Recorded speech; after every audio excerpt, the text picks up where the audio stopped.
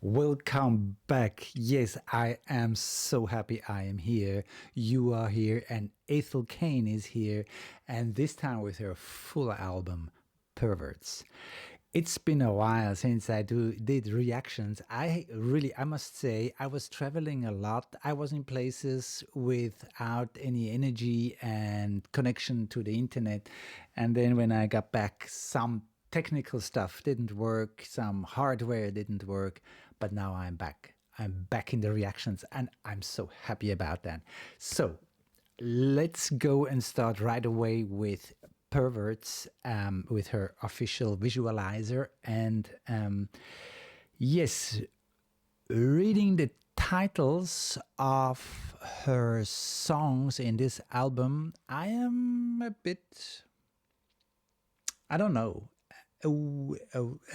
like careful on how I enter into this project here. I call it like that because Ethel Cain is not always easy to swallow, easy to digest. This is this one part I love. On the same time, it's also a challenge. So please be careful also with yourself when you go in here. There are some triggers possible as far as I know, Ethel, but I don't want to talk into this album already now. Let's go and see what it really is and what the reality of this album is and where Ethel takes us. First song from her album Perverts is Perverts. Cool.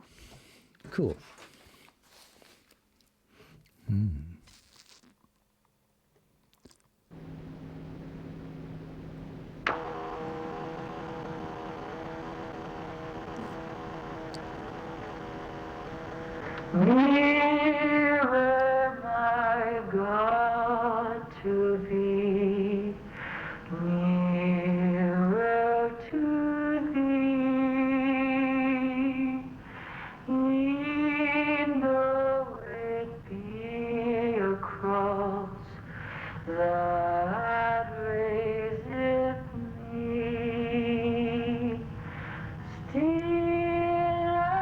my song shall be nearer, my God, to thee, nearer, my God, to thee, nearer to thee.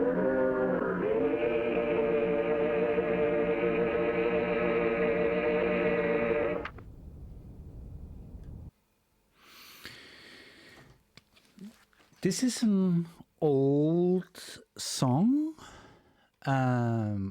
I heard that before, and I'm not sure, I think I know it is an older song. It is a prayer. It is a song to God, and it is in an absolute, I don't know. It sounds like it's sung in a church, and these songs are also like they have this energy to bring people solace, to bring people comfort, to bring people also certain security in their lives. And here, and at the same time, and this for me comes in this song really strongly out also is, and it is sung in this cold room. I have a feeling wherever she is, it's a cold room. It's not a room you want to be.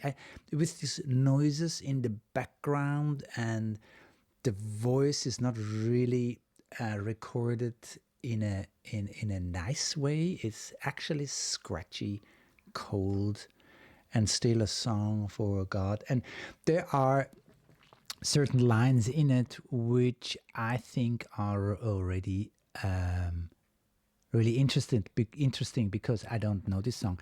And I just slipped over this one here. I hope you can see it.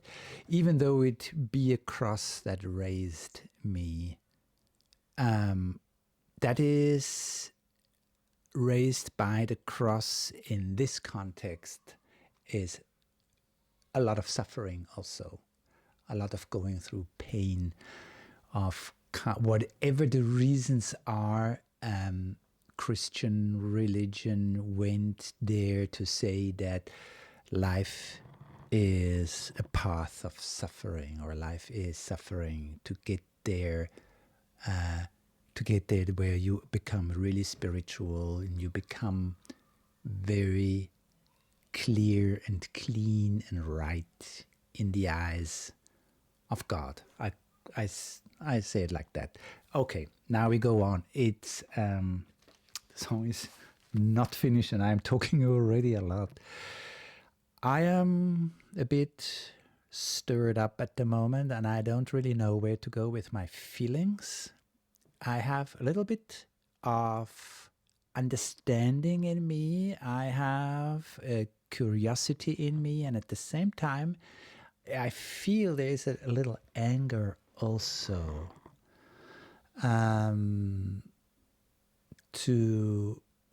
To feel in this atmosphere she creates in this song with this prayer, something is not really matching, and exactly, and this hope in this prayer, and in each single prayer there is hope in it, and so many times this hope and these wishes are not heard, or we think that they are not heard, and this is something which kind of touches me. Actually, it's more sad. It makes me more sad than angry. Let's go on. I go a bit back. Cool.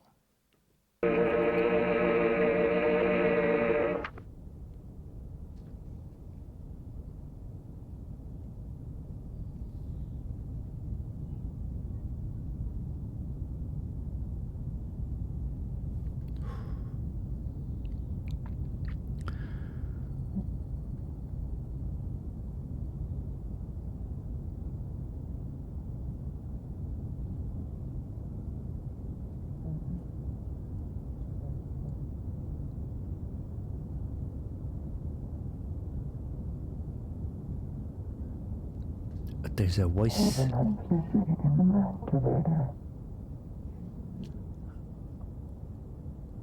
I know from the lyrics, heaven has forsaken the masturbator. And this is again this total cold voice in this cold room.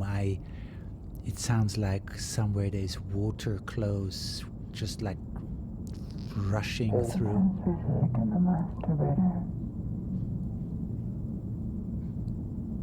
Almost like a roboter.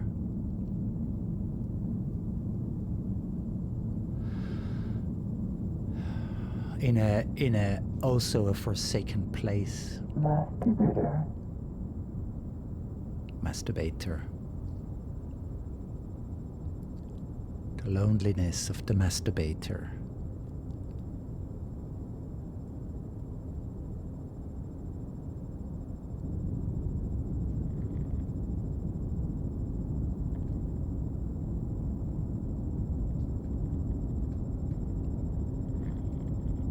It's a place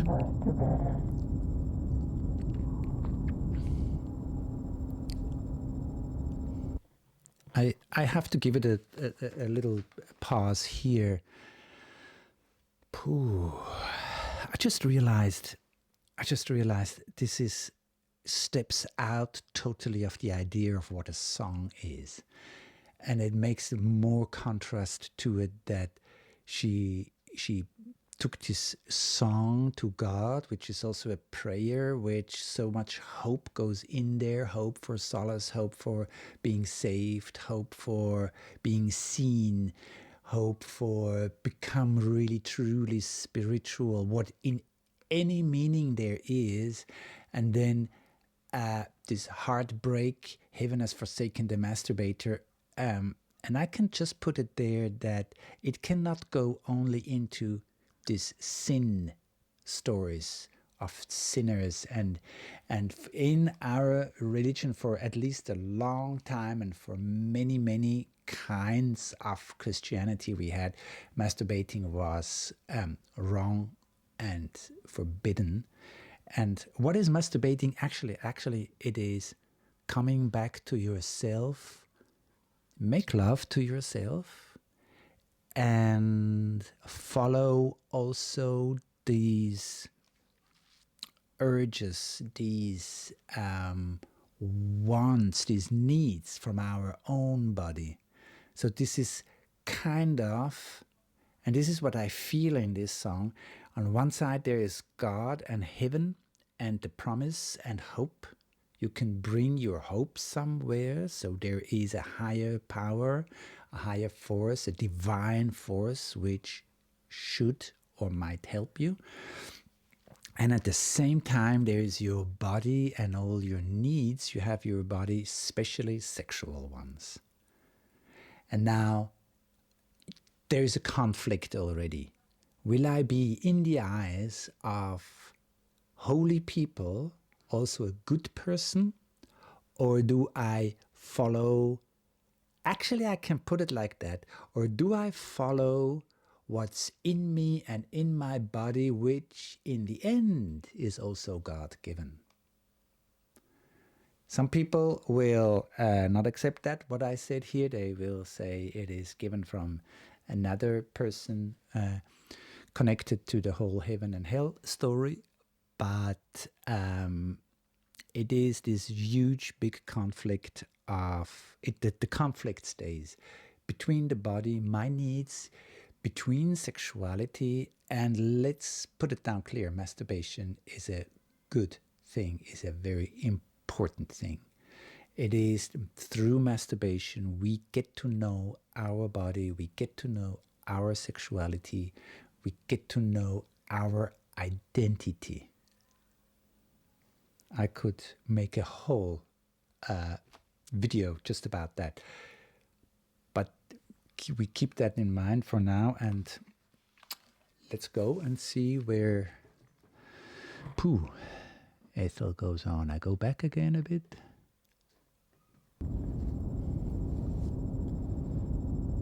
Even though that...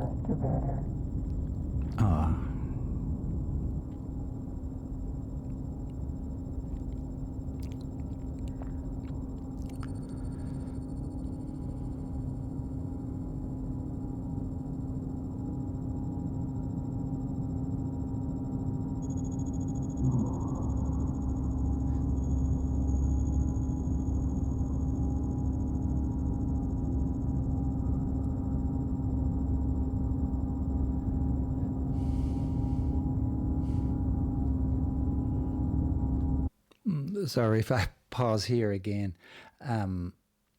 It just went through me that this is not a song and this is not music. This is some dark, cold, lost sound of actually machines, cold, running, no feelings machines. To me it goes there, and there is nothing comforting, there is nothing human, there is nothing feeling, there's nothing of that. It is this cold machine sound in a cold place with a cold voice, and it's kind of like, because you are a masturbator, and actually because you say yes to your sexuality, because you go with your sexuality, you're abandoned. It is kind of like saying, this is what you get when you are sexual, and you will never go to heaven, which is actually the opposite of this machine kind place, wherever that is. Like, I'm challenged here. I'm really challenged. Yes, and then I realized, before I forget that, and then I realized it is music. Of course it's music. It's not the music I like. It's not something which touches me. But in this context, Ethel Cain brings it here. It is music. It is the only music which matches. It's the only music which underlines or highlights the content she wants to give us. Art. True art. Okay. Pooh.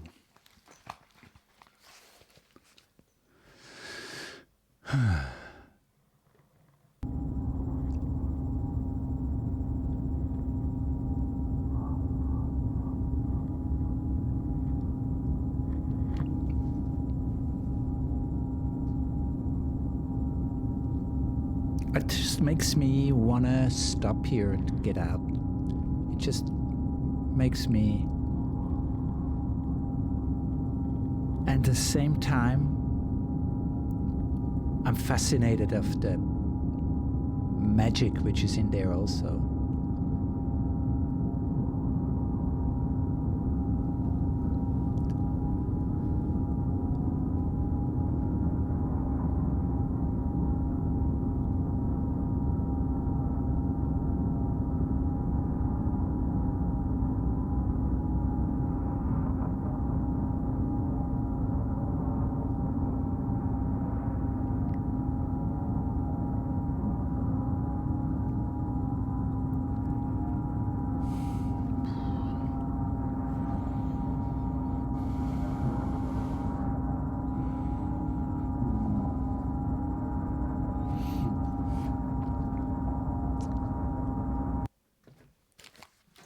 I literally can feel suffering. If I ever heard music which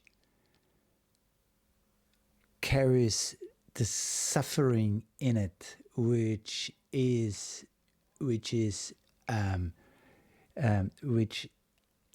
suffering, and the music, this is the music going with suffering. And the suffering is always like, so many times you feel like you're with your pain or with your conflict. It can be a body pain, it can be a soul pain, it can be like a trauma. So many times that you are totally alone. And this sound kind of cuts me off the world out there. There's only this sound. And whatever makes this sound has no feelings. Perfect. Perfect. Perfect.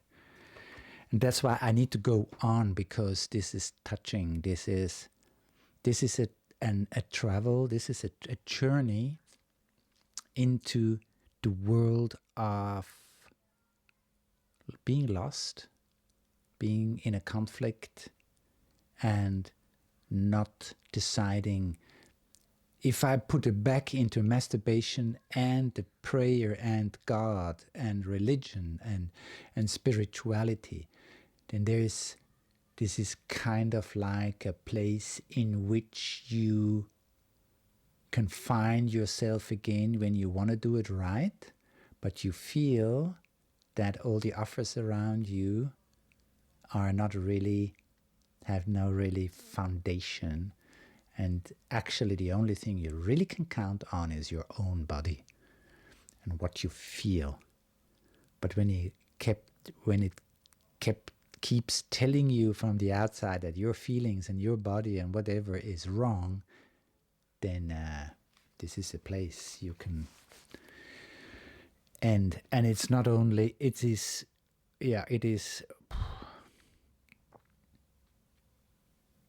that this is music of... Actually, this is the music I realize a lot of my clients, for example, are in this room.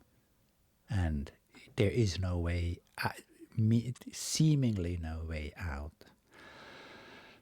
Okay, let's go.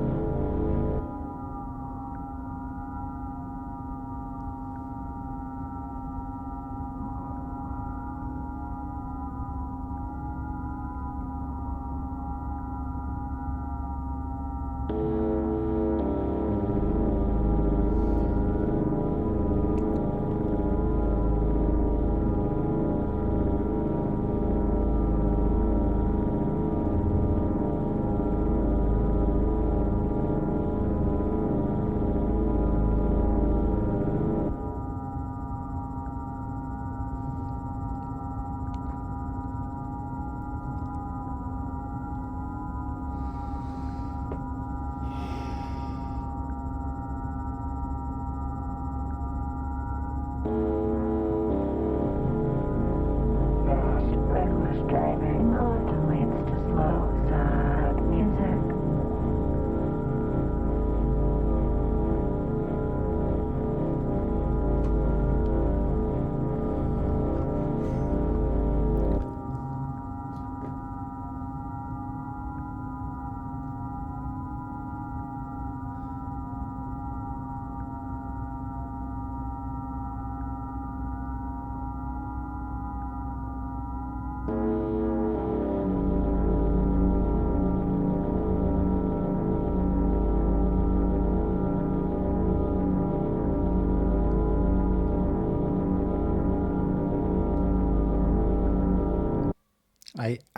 I have to, because it is bringing me in such a journey, and at the same time into the journey of Ethel also, because these lines which come in, it's kind of like being in this room, and she also has her thoughts, and then her thoughts come out into the lyrics, like this one line from before. I really hope you can see it. No one you know is a good person. And the next one is, fast, reckless driving often leads to slow, sad music. It is, we all have a body and we all have a sexuality. So how can we be good persons if we stay in this context? Then I don't know any person who can be freely not connected in a good way, in a healthy way, not connected to the body, not connected to the sexuality, but and also and therefore connected to spirituality. I haven't seen anyone with that. And then the fast, reckless driving often leads to slow, sad music. Is when, to me, this fast, reckless driving is when you kind of just step out of it and you just don't care anymore. When you don't care anymore, then you can go, then you become a monk, you can become highly spiritual, you can call yourself enlightened because you give everything up on your body, or you become a body fetishist somehow, and you just go with what you feel and you don't care about anything else. And this is this reckless fast driving part, which leads to sooner or later it leads to a stop, to a hard stop. And then the sad slow music comes in, because you cannot there is this keeping the balance of what you're doing. When you go too wild, there will be a time in which you calm down, and when you suppress yourself too much, then there comes a time where you will explode and all this energy come out again. So this shows again that place of conflict of how should I behave. Do I listen to myself? Do I listen to spirituality? Do I listen to the religion? Do I listen to the cross, which educates me and raises me? When I go with the religion, what do I do? What is the right thing? And who am I? And all that. Who am I? Oh, beautiful. This is so beautiful. I hope you can follow me in this amazing piece of art here. I put this out again. I don't know if it's like, I don't know if even something happens with this picture here, but let's go with the music on. Fast, reckless driving often leads to slow, sad music. It's also not only the words, and it's not, these are words I cannot take up in my mind and analyze it in my mind. I have to take it in my heart and feel them in my heart. And there I feel this energies in there, what she is singing or talking about. Okay, let's go.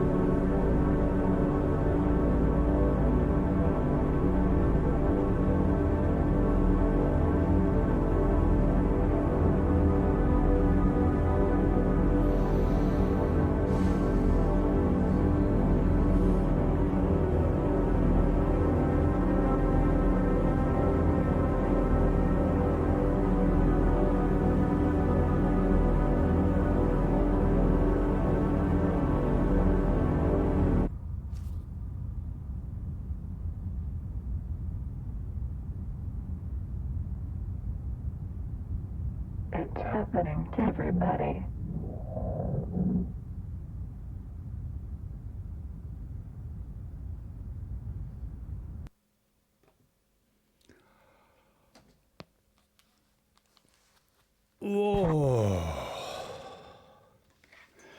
Oh, I have goosebumps all over my body. It is going so deep, and what a journey, and what a kind of a turn to the end. This uncomfortable place, this place you don't want to be, this especially, I can imagine that so well when you were raised very religious.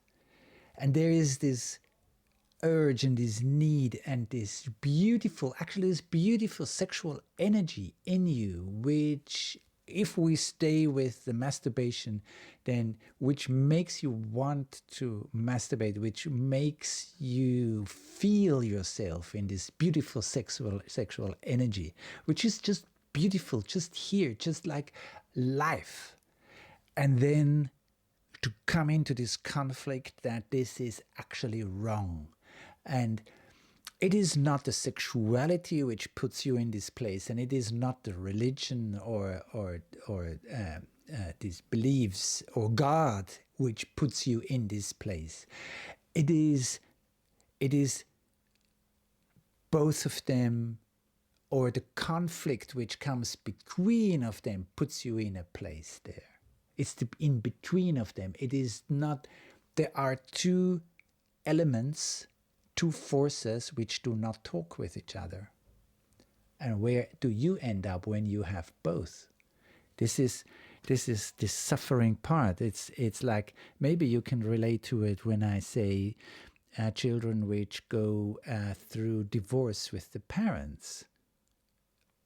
The heartbreaking part in it, the suffering part in it is they have to see that the parents don't really like each other anymore. Definitely there is no love anymore, and definitely they don't want to live together anymore. But as a child, you still love them both. You are left in a room in which you try hard to show both of them your love, to try hard to be both for them here. And this is a difficult place to be. This is how she brings it in. And then in the end, I heard a melody in all that, wow, this machine kind of brumming. And then this melody came in, and I felt how everything in my body started to focus on this melody and hoping for relief, hoping for solace, hoping for healing, actually. And then the first time, a really clear, still a roboter kind, but this clear line of it's happening to everybody. This is actually a healing reality.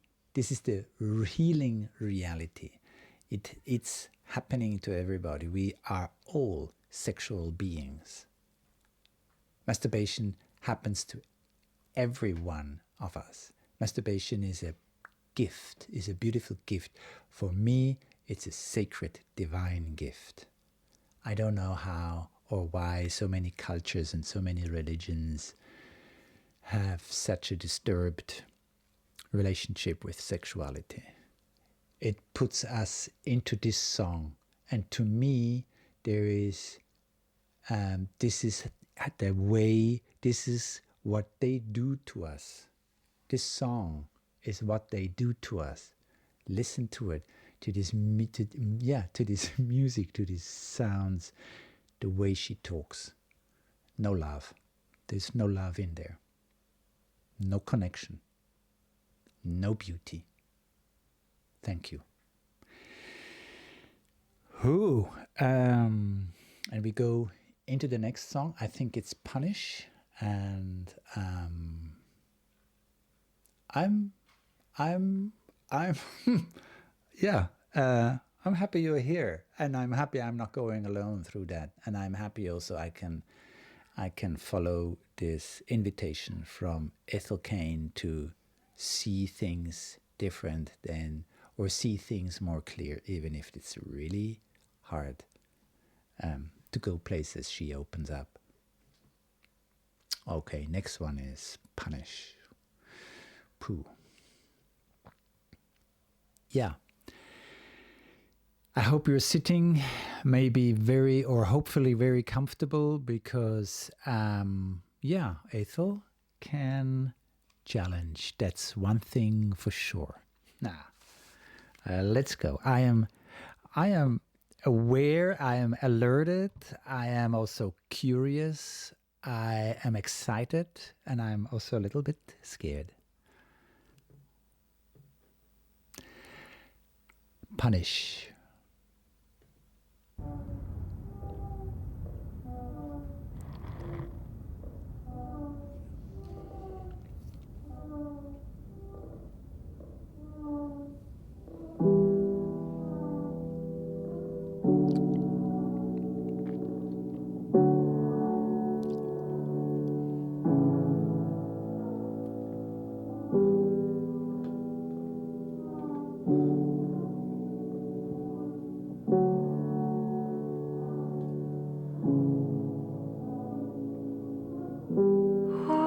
Whatever's wrong with me,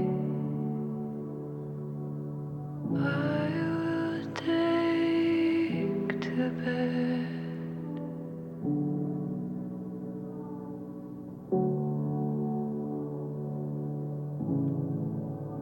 I give in so easy. Nature chews on me. Little death. I have to pause here because I need to start again. This is too beautiful. It's too beautiful. It is this piano, this beautiful, calm, supporting piano. Her voice, which is so deep and so profound, and such and foundation in it, so connected to herself. All that I have to go through it because I can't. I'm just feeling and I can't think anything else when something in a beauty like that hits me. Okay, I hope it's okay for you. We start again.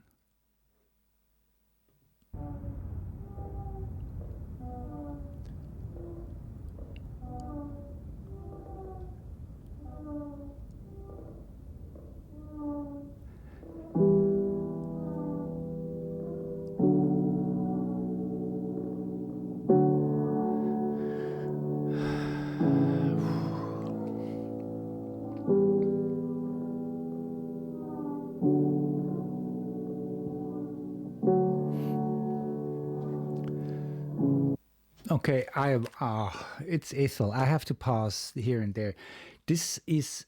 It reminds me so strongly. This beginning reminds me so strongly to the end of Perverts, in which this cold, hard noise sound, and there was suddenly this melody somewhere in the background, right? Even like an echo, this melody of a beautiful melody actually, which made me really focus and hold on to this melody and really pulled me in. And now here it starts exactly the same, like first the steps and this repeating one sound like a door would swing in the wind, something like that. And then now this beautiful piano comes in, which again mixes this dark, heavy atmosphere with this one thing of healing, something comforting, beautiful.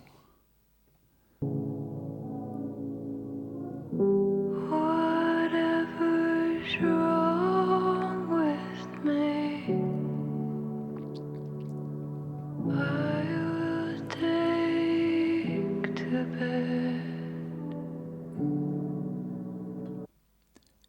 This voice, it is to me the words, but especially the voice, this voice which actually is a sound of the soul. And that's in there. In this voice has an amazing insight into the soul. There's also certain wisdom, and there's a huge vulnerability in this voice also. There is kind of like it's even a little bit depressed of these things that happened again and again and again. I just put this together here, and it's in this voice also. So there are the lyrics. This is cool, but if you go with the voice and you get the voice in your heart, you might understand even deeper what Ethel is singing about. Try it.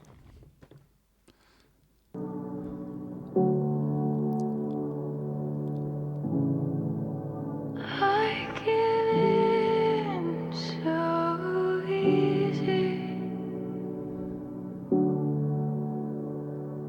Nature chews on me.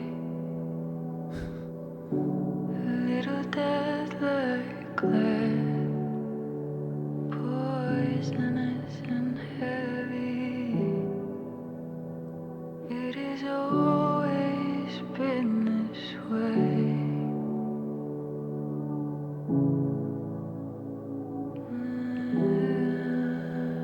It has always been this way.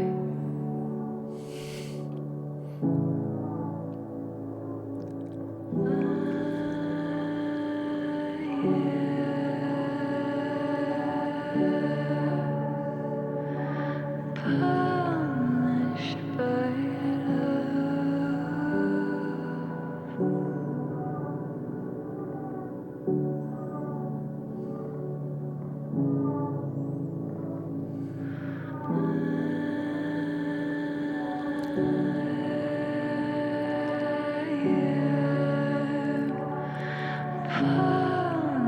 punished by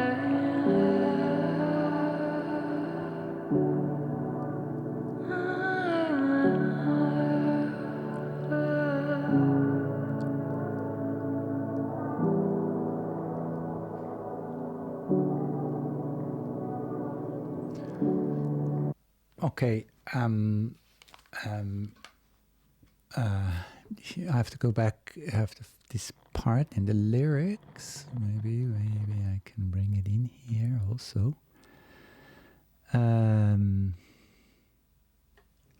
Whatever's wrong with me, I will take to bed. To me, this is whatever's wrong with me, I will keep it to myself, and I will try to deal with myself about it. I take it to my bed, and I will not put it out into the world. I give in so easy. This is an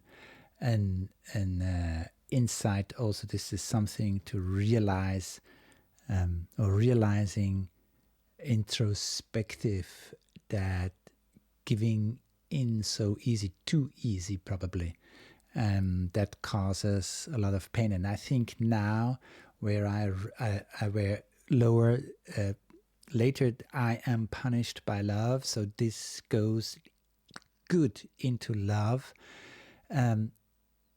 Giving in so easy to a relationship, giving in so easy to love, and maybe even seems to be love, but going in there because there is this huge, deep desire to go into this actually death, little death, like lead, poisonous and heavy.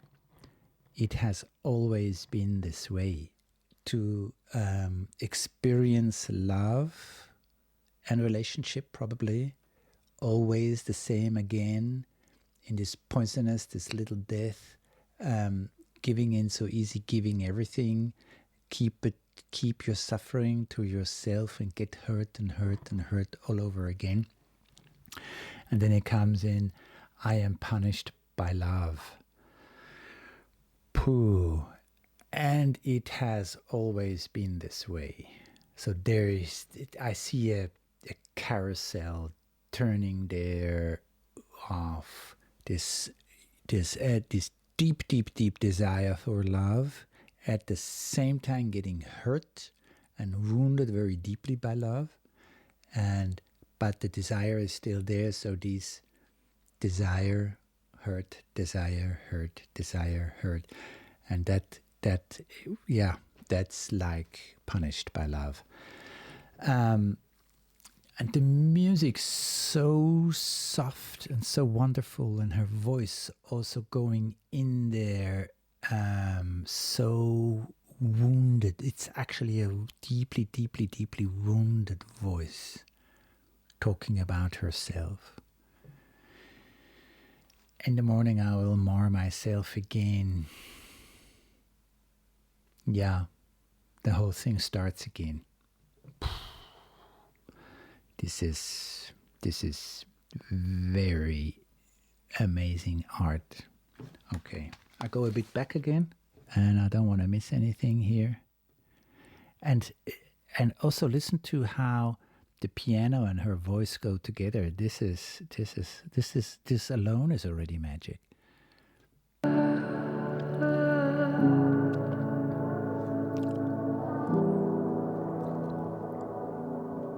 Oh, I have to pause again. And again, this is in the background is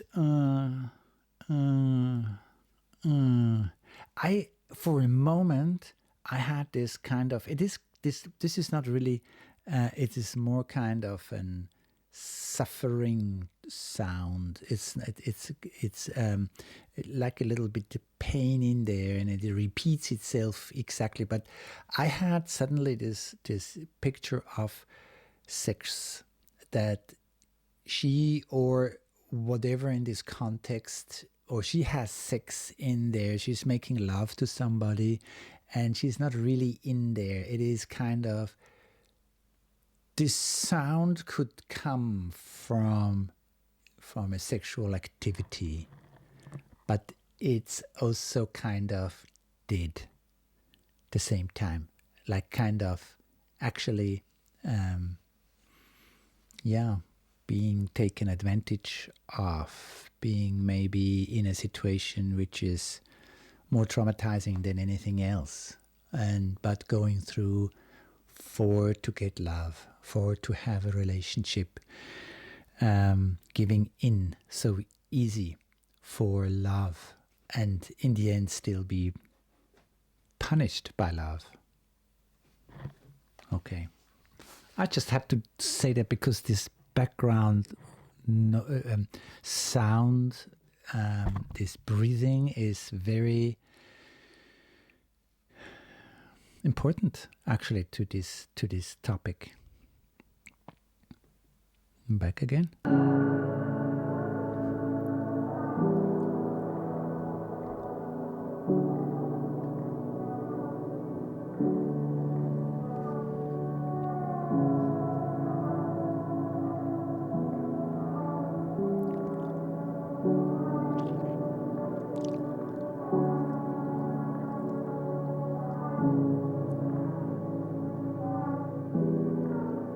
In the morning.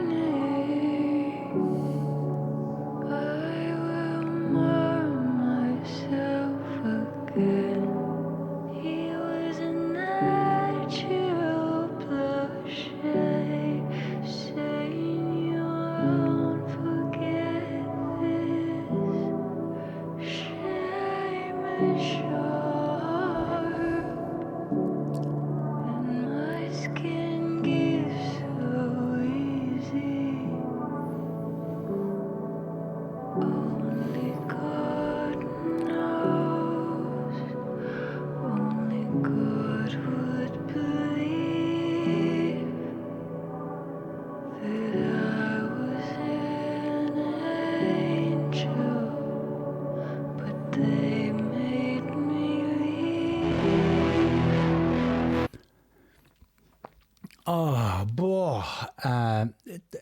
Just the music just started. I need, but before we maybe go into a change of the whole thing, I need to point this out again. He was a natural Plauché saying, "You won't forget that," and this must be somebody.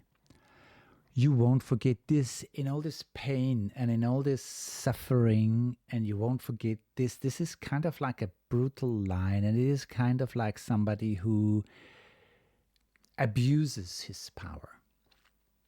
This is to me actually a brutal abusive thing, and since the whole song does not involve anything of deeper connections and to deeper connections to love or to somebody or in a relationship, it goes there where it stays on this from the outside from this cold. So you won't forget this is it's actually as sharp as a knife, because the next line is, shame is sharp and my skin gives so easy.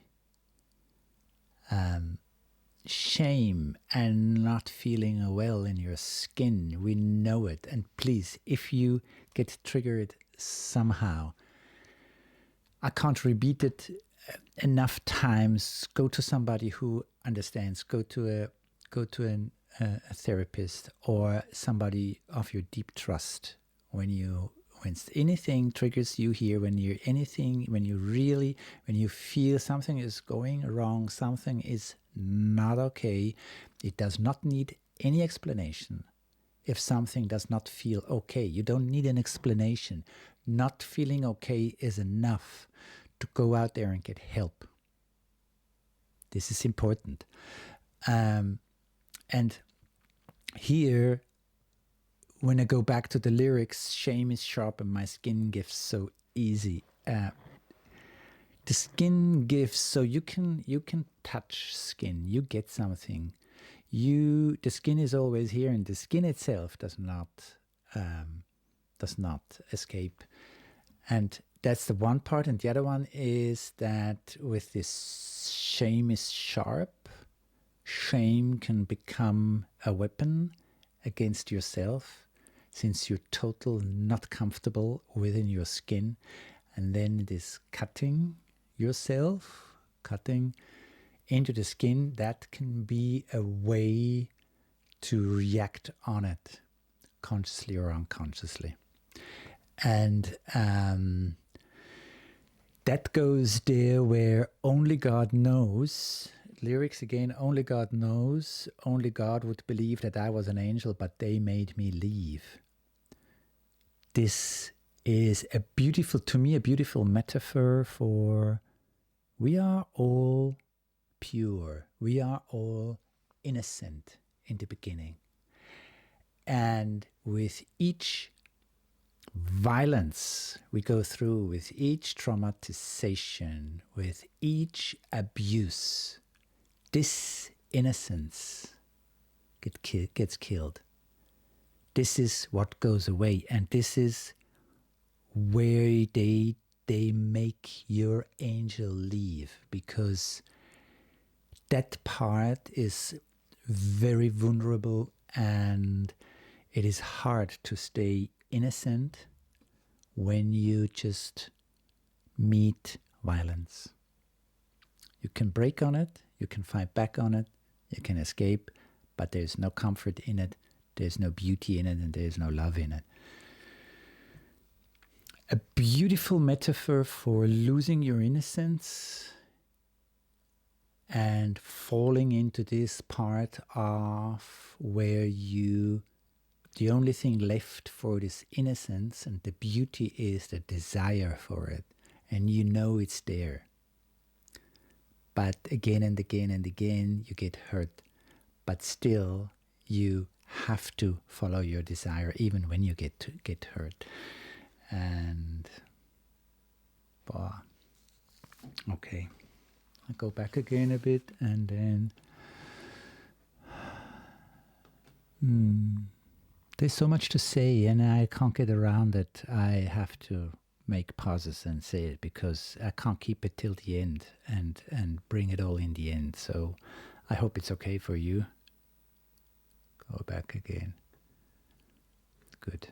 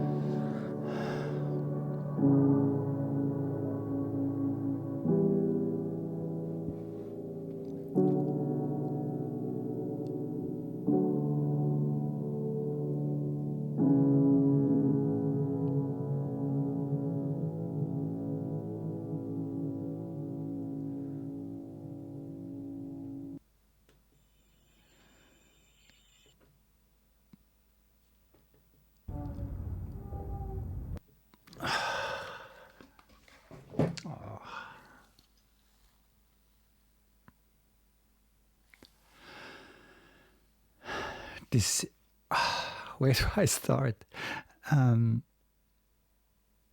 This is what also is here is how the forces love can have. That love can come so deep into our lives, so deep into our souls and our heart. And they can, it is like, yes, she was singing there, this, it's like a little death, maybe even a big death sometimes. Maybe this, it can be so deeply painful. It can be so destroying things.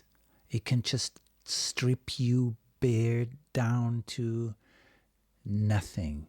And at the same time, it can lift you up to the highest feelings ever, to the most amazing beauty life has in everything.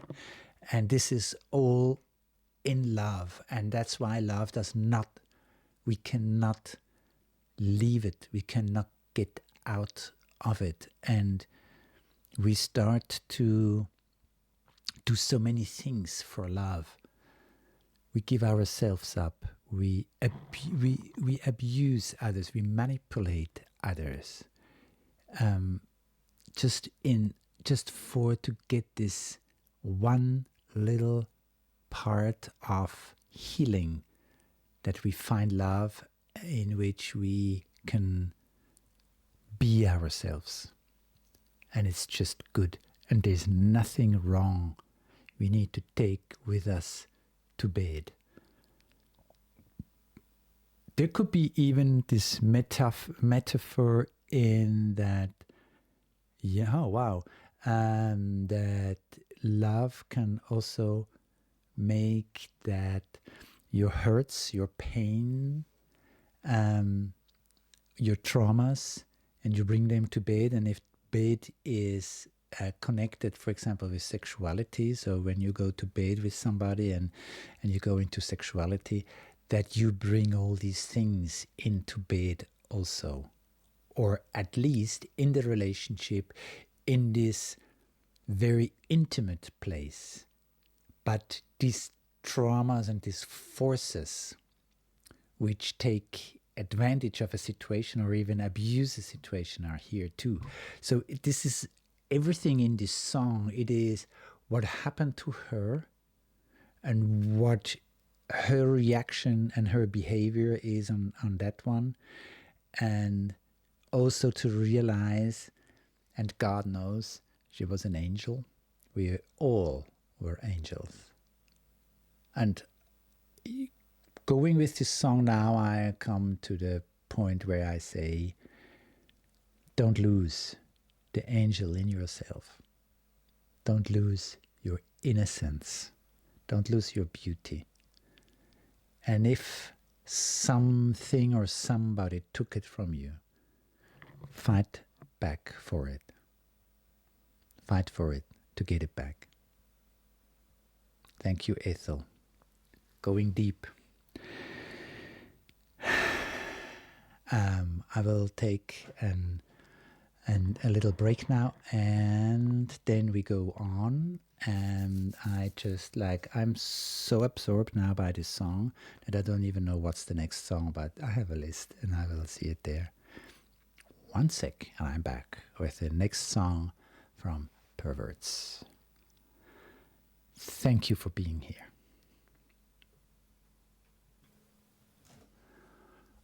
Yeah, Housofpsychowomn. I'm not gonna say or try to interpret something already now into this title. I think the title itself says a lot, and the journey so far for me in this album is amazing. It brings me into a total new understanding of music and feelings and voice and atmosphere. It is a full new out of the box experience. And yeah, I am still curious, also a little bit scared. I am very awake also to go into these songs or into this next song anyway, and into all the songs which are waiting for us here. Whoa, yeah, let's go. Let's just start it right away. And great you're here with me. I really think it's cool. I can share all these things here, and it's going deep. It really goes deep into me. And this is beautiful, actually. Even though that the themes and sometimes some passages in the performance, in the art, are quite heavy, as life is. Cool. Housofpsychowomn, Ethel Cain. Here we go.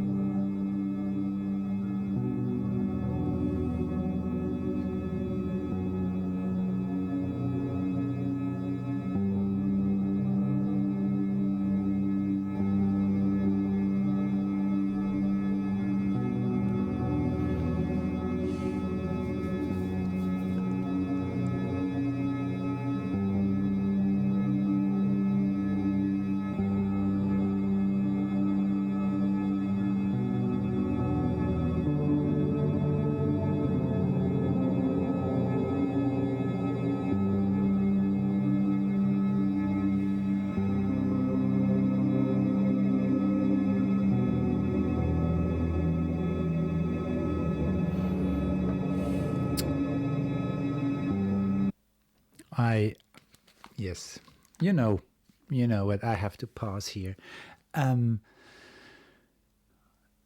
Repeating, I love you, and it kind of had an effect to me on. I heard I love you. So, how many times did we hear that in a song? I love you, and actually the music keeps me in a place in which I don't know if I feel safe or if I need to be scared. It's kind of everything can happen in there. And this is actually already an amazing, how do you call it in English? Like to bring a feeling into music, to make the music feel you what it's want to say without words. This place of, this is exactly what happens when you meet a new person and you fall in love, and you are in love, but you don't know how the other person is, if this person loves you back, or where this person is standing. And this is the place in which this music puts me. And then comes this I love you, with that music also. They don't match. There's this repeating actually has two things happening, and I think this is her intention. This constant repeating made these words really come into me. I didn't just hear them, they came into my body, they sneaked into my heart and touched my desires to be loved. And at the same time, this hard, cold repeating made it also like, is that real? Or is that just another illusion? So everything is open, everything is possible. And to put that into art, to materialize it into art, this is magic. Great. It is, with all the hesitation I have for this song, and this kind of what is coming next, can I handle it? At the same time, I also feel a deep connection to this music and to Ethel. I can't help it.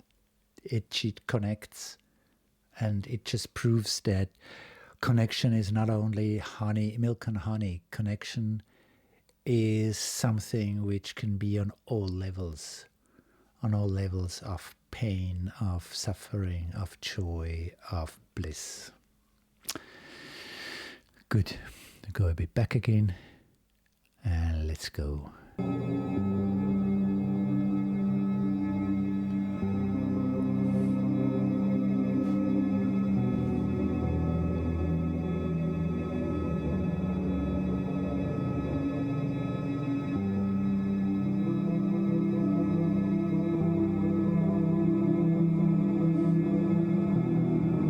It's a dream world. Kind of space.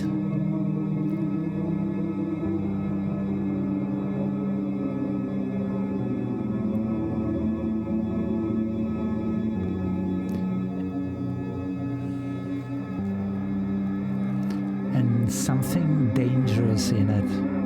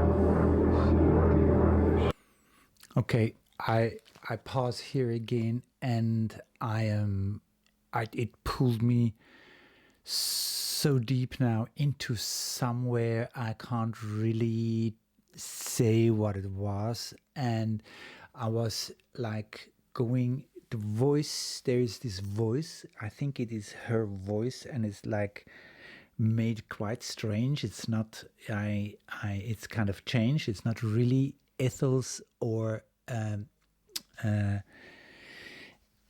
Sidonia's voice. And 1 second. Good. And I want to go back and put the lyrics in because I didn't listen to the words. Really, I heard the words, and they gave the carpet to everything. And I was reading the lyrics, and the lyrics I think are important. So I go back,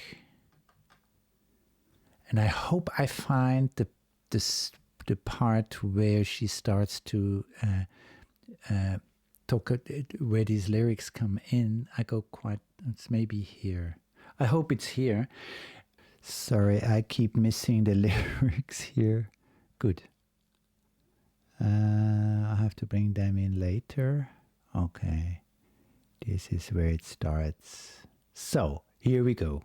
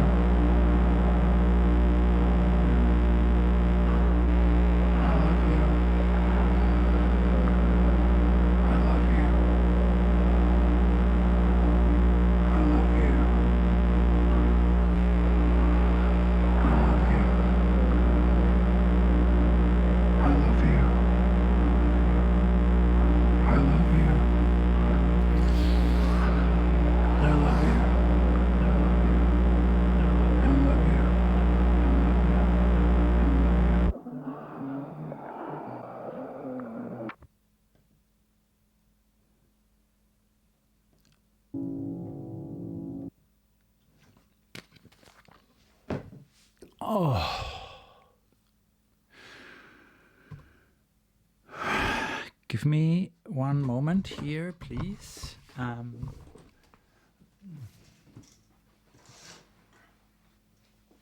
So, it is a masterpiece. It is. I had to go through every second, and there were moments where I thought I'm going to skip. I'm going to go to jump to the end. I skipped some things, and then I realized no, it's the space Adonia needed to bring her music and her feelings and her artistry in this, and she goes to each corner. Music can give you, a soul can give you, love can give you, and it took me through everything I ever felt about love or knew about love. And this I love you through this music or these sounds or this atmosphere. Sometimes it was like a promise of, sometimes it felt like it's God's voice or of a higher power. It sounded kind of like a higher power which said, you are in this life, you experience all the things, but I love you. It's like a force all over around it. And then also it was like if it would be my desire. This desire that somebody tells me I love you, or I can say to somebody I love you. And also the music was in such a contrast to this desire for love. And the music was like hurting. To me, music can be annoying, or it can be in a place where you just say no, thank you, and you leave and you go out of it. But this music here kept me in, and at the same time it hurt.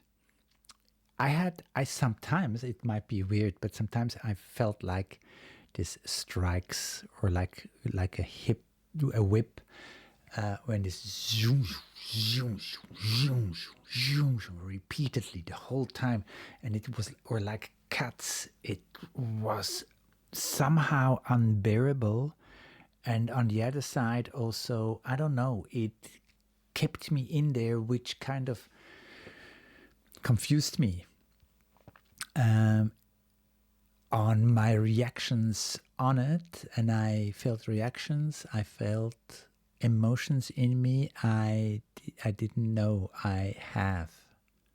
That's just an amazing thing. And then, and repeatedly this I love you, I love you, I love you, and the voice and the meaning of it kept changing.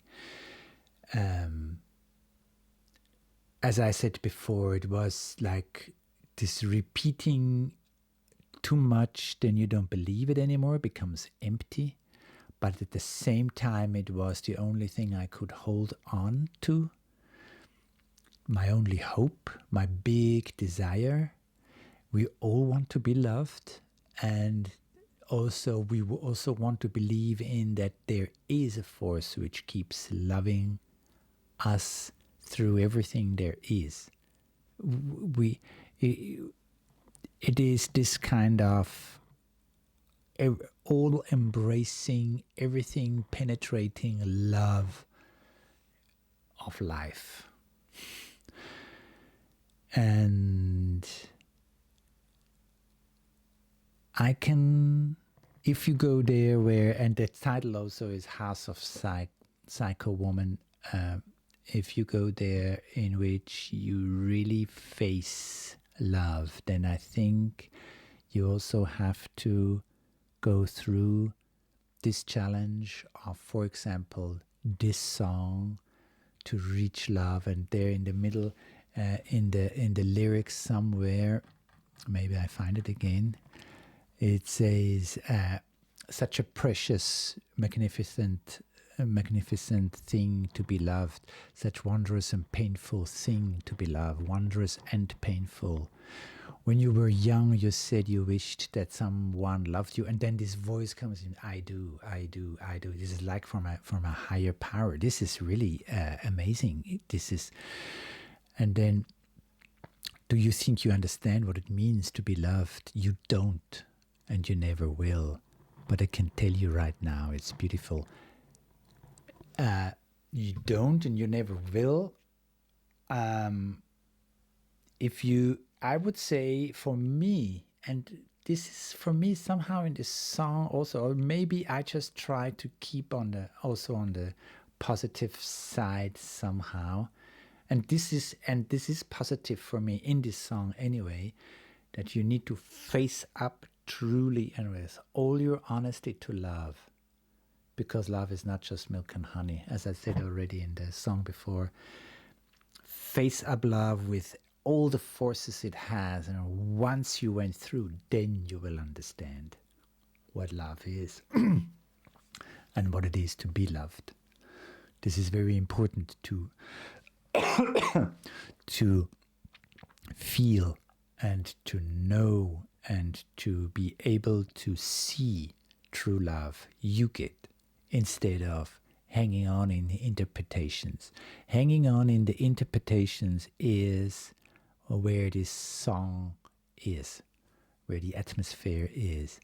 And in there, nothing matches, because interpretations and imaginations have nothing to do with reality. This song is reality, and one of the realities of love is what is in this song. I talked a lot now. I hope you can follow me. I love this song. It's going so deep that even I will sit down after this here and will go back into my feelings and try to figure out what really happened. Ethel opened a few new doors. She's asking to go with her, your compassion, give yourself in there, and then she's opening some doors, and then it's up to us again to go in there and get to know us better. It's beautiful. This is the beauty in it. Thank you. Thank you for listening. Thank you for going with me. And yeah, the journey goes on with Ethel Cain. Vacillator. Let's go into this next song. As far as I remember, vacillator would mean somebody who cannot decide, somebody who is hesitating in each direction there is, something like that. So yeah, let's see what vacillator is. And whoa, the journey goes on, and it's a big journey going far and deep. I learned so much already about myself. Ethel really, or Hayden, whoever. This is also this art thing. It is Ethel Cain, and behind her is somebody who, Hayden Silas Anhedonia, who actually also invites us, and this I think is for me really interesting, invites us to go with her into the story of Ethel Cain. So we are also observers. But the whole thing is that we cannot, I cannot stay out of it. I am in there. And Ethel pulls me into the stories and whatever she experiences in her journey. So to me, it's Ethel Cain. I am accompanying here with all her songs. Good. Vacillator. The next song from this amazing album, and here we go.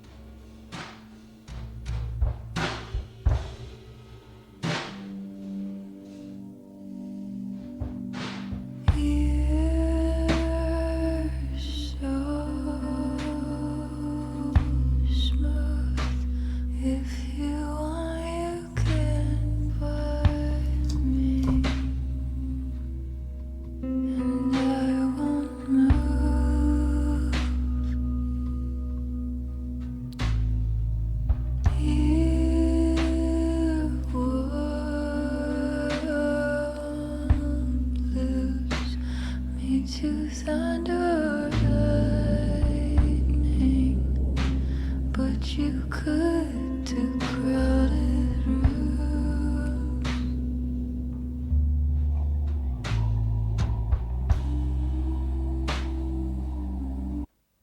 Okay, yeah. Beautiful.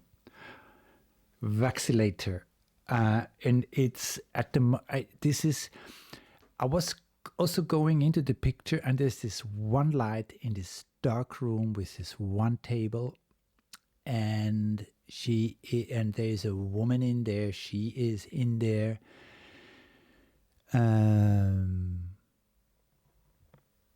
Very seducing and still very isolated. So I am like on a point where it is actually good to be here and watch it while these drums bring in a whole new atmosphere and feeling of music. And it is amazing how slow these drums are, and between the beats of the drum there is so much tension in there that it is still music, even if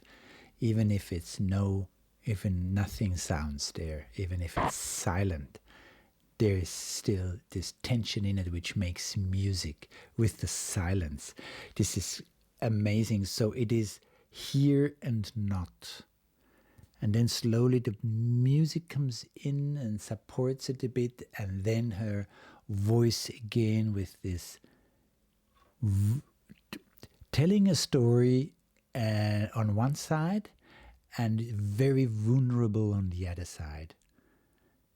And there is this being in this picture, and I can't even, I would not put myself to the place where I say this is now a woman or a man, but it kind of looks like a woman, but it's a being which it changed into a being with a heart and a soul, and which goes with its desires. And I am like happy to be an observer. I'm kind of, somehow it pulls me into this room to her and hold her, be there. And same time something keeps me out of it, and I'm happy I'm not in there.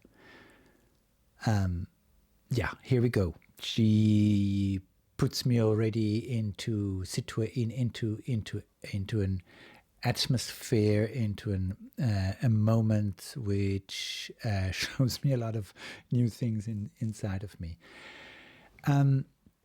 Yeah, and then the lyrics. You're so smooth. If you want, you can bite me and I won't move. This is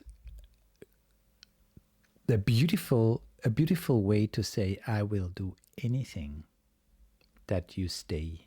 I'll do anything that we are together. I'll do anything you love and like to love and like me. You won't lose me to thunder or lightning, but you could to crowded rooms. To me, this goes in going not too much. So thunder and lightning is something outside, is a nature force. And this is one thing. And the other thing is, crowded rooms do something inside of you. They trigger things. They can give you panic. Which she does not have with thunder and lightning, but she does have. Maybe it's panic. Maybe it's fear. Maybe it's total uncomfortable in crowded rooms. It has something to do with her inside. And then we go on. I go a little bit back. This is. These are strong lines of saying what works and what does not work with love and relationship. Okay, a little bit back here. I need to get that fully. This is great. You. thunder or lightning, but you could to crowded room.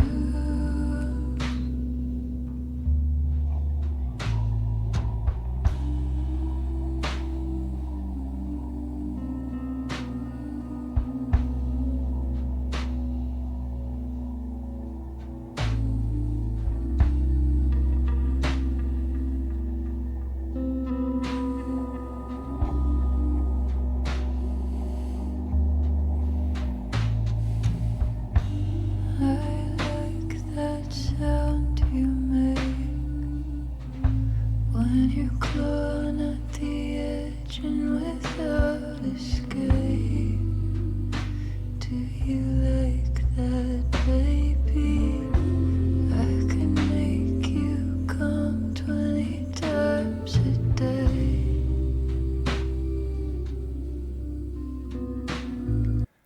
Whoa.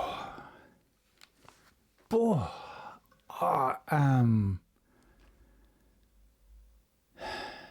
Sexuality and love and connection and relationship and finding and feeling each other and feeling yourself in that. And I like the sound you make when you're clawing at the edge and without escape. This is so like, if for me it went there where she kind of keeps him on the edge and he does not want to let go because he does not want to lose her.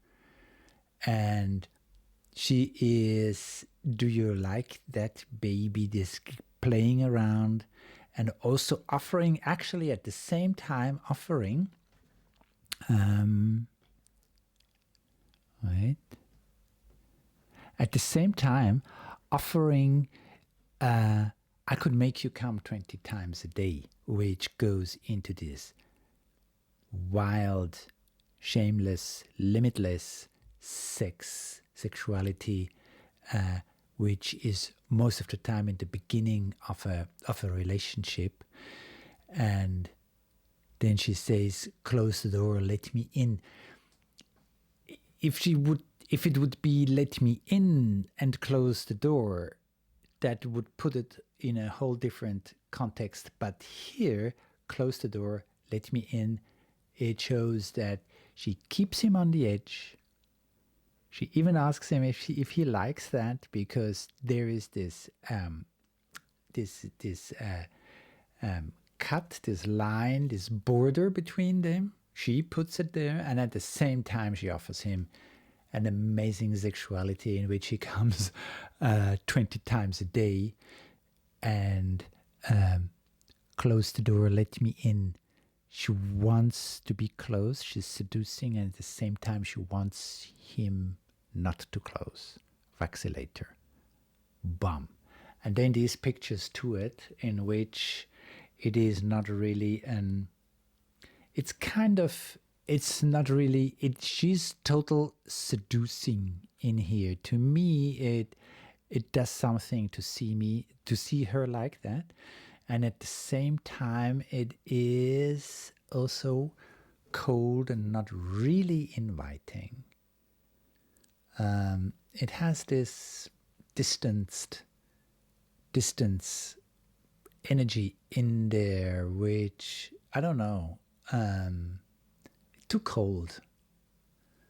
So it is like, stay away, and at the same time seducing to go to her. I know this situation from many occasions, and I know that there is, and Vacillator, yes, this is perfect, in which you want something. For example, in love or relationship, you want to be loved, but you don't want to be hurt. So what do you do now? When you go into love, you take the risk of being hurt, and you don't want that, so you don't go into that love, but still you want to go in that love. But then again, you don't want to, because you don't want to be hurt. This is a difficult place to be. And she puts it perfectly into the music, into the movement, into the video, and into the lyrics. Great. Go back a bit again. And pooh. That baby, I can make you come 20 times a day.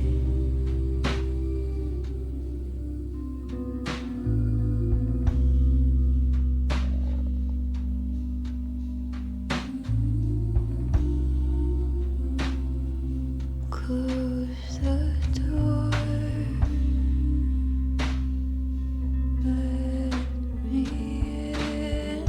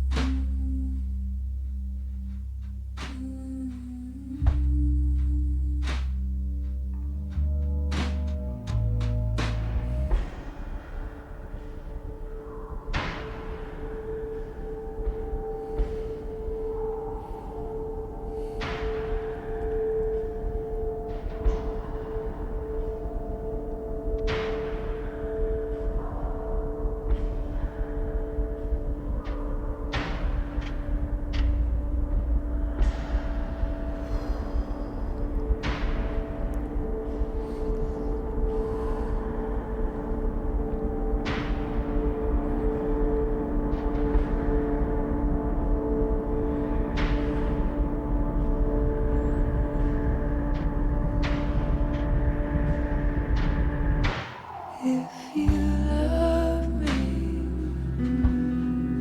keep it to yourself. If you love me, keep it to yourself. If you love me, keep it to yourself. If you love me, keep it to yourself.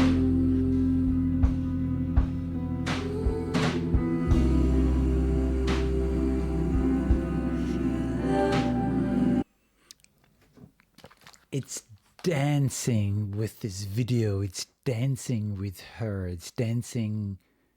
She is so seducing. Now the whole thing comes really close. The camera is closer. Her movements are much more sexual, intimate, sensual. It is really an invitation to go there, while the lines are, if you love me, keep it to yourself. Don't love me, but stay here. Love me and don't love me. It is both at the same time. It is, if I put it in a movement, it's like this: stay away and come closer at the same time. Impossible. It's an impossible place she is. It is it is a huge conflict. And the change there also when she was singing, maybe I go back there and we hear it again, how soft and sensitive she sang, close the door, let me in, so vulnerable. And then the music changed and it became stronger and a bit harder, and it says, if you love me, keep it to yourself. This is, I actually like an order you can't do. It is this, and also with this video and the movements, it's stay here and love me, but keep it to yourself. Don't show it to me. Don't even say it to me, and don't even show it to me. I go back and we listen to this part again. Maybe it was here. Maybe a bit further back. So this is too beautiful. I don't want to just go over it, and this is an amazing part. So I hope I got the right spot. Let's go.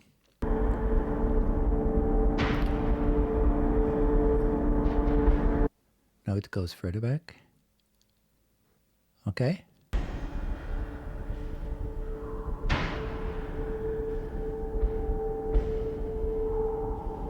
This is where the music changed. It must be here. I'm sorry. Okay. Close the door. Let me in.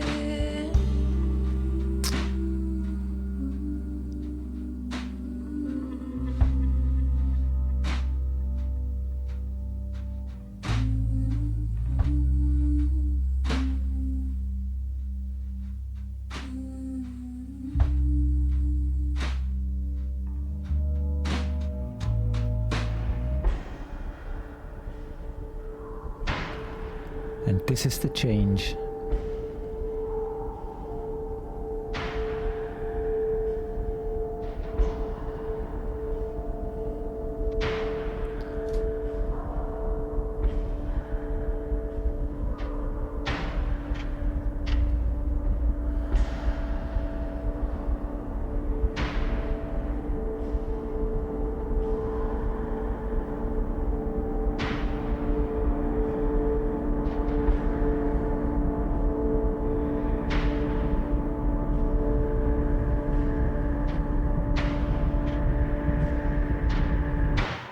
If you love me,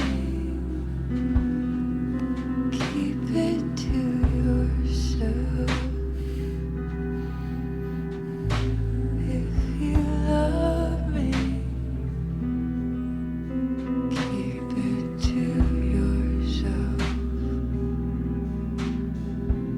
If you love me,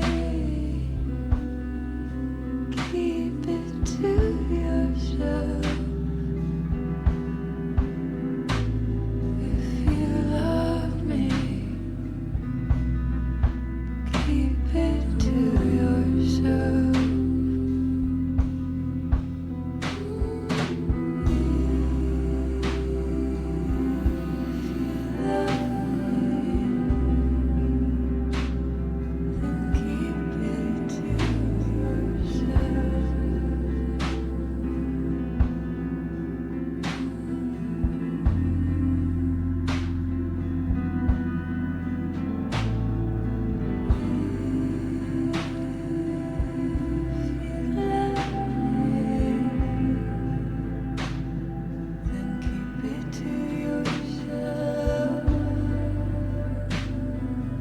Keep it to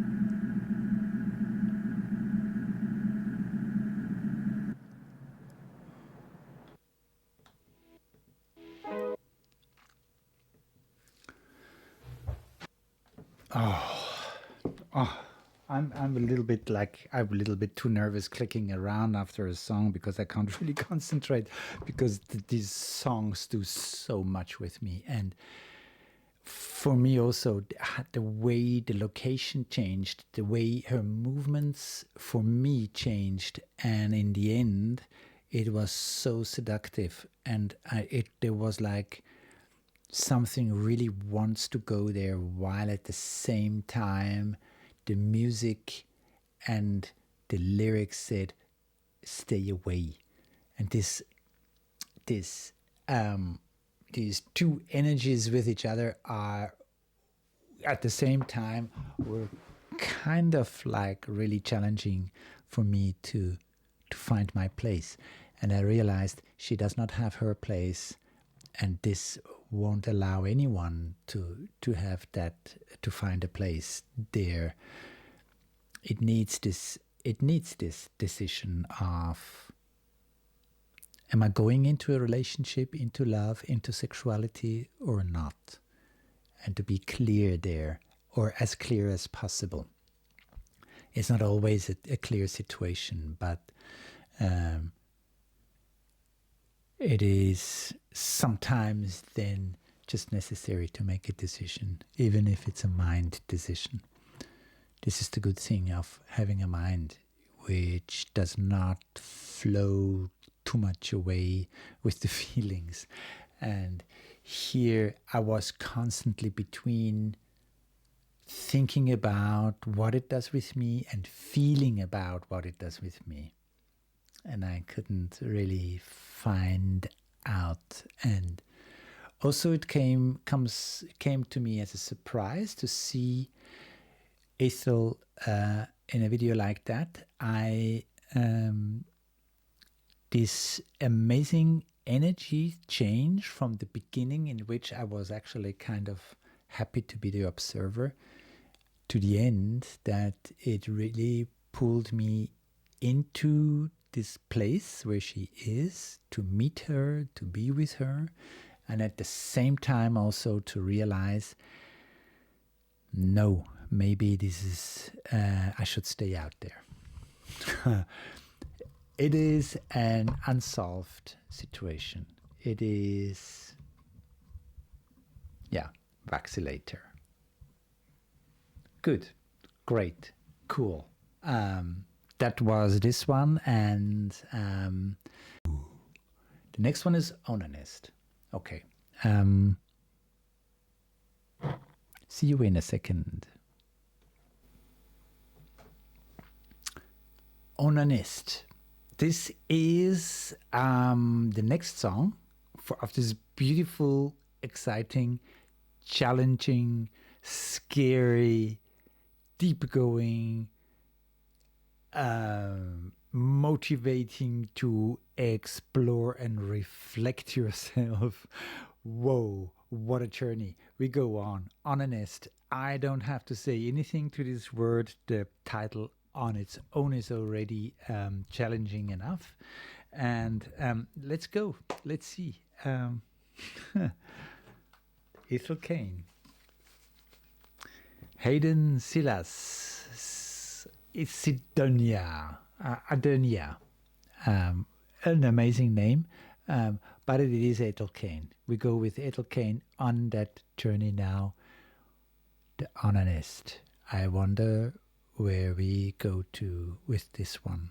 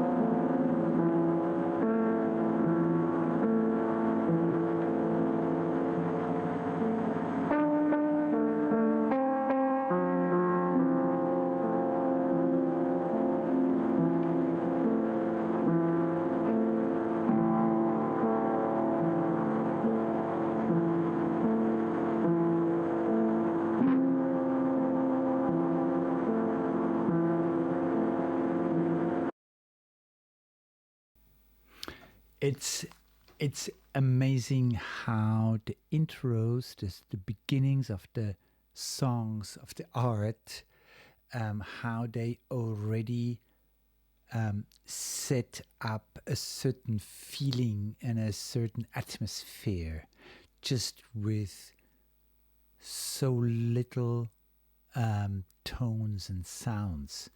And I wished that other musicians would also use that much more, because I think when I now look at Ethel, the frame she has for her art is huge.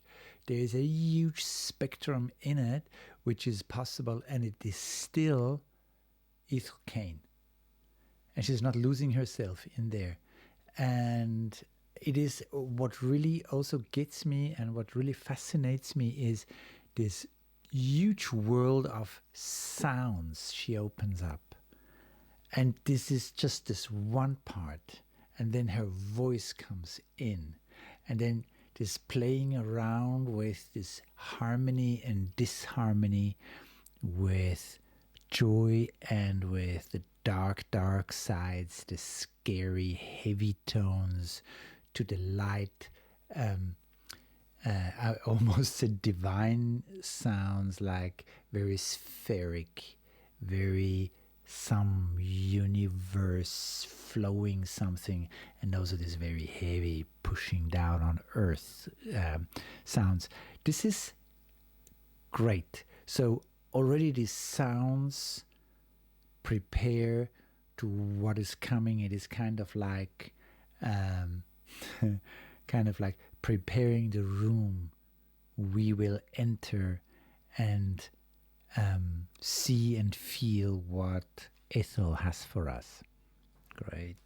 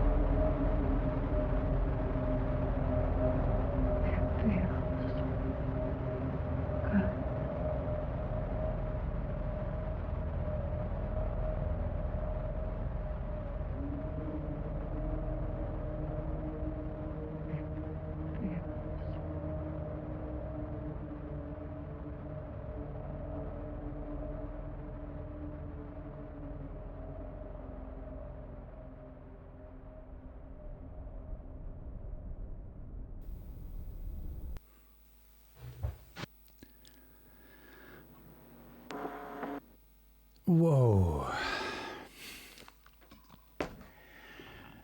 I couldn't stop anymore, and it because I totally went onto this journey also, and the only thing I want to go is a little bit back again into the lyrics, and I found me in a long, long wood astray, midway of mortal life.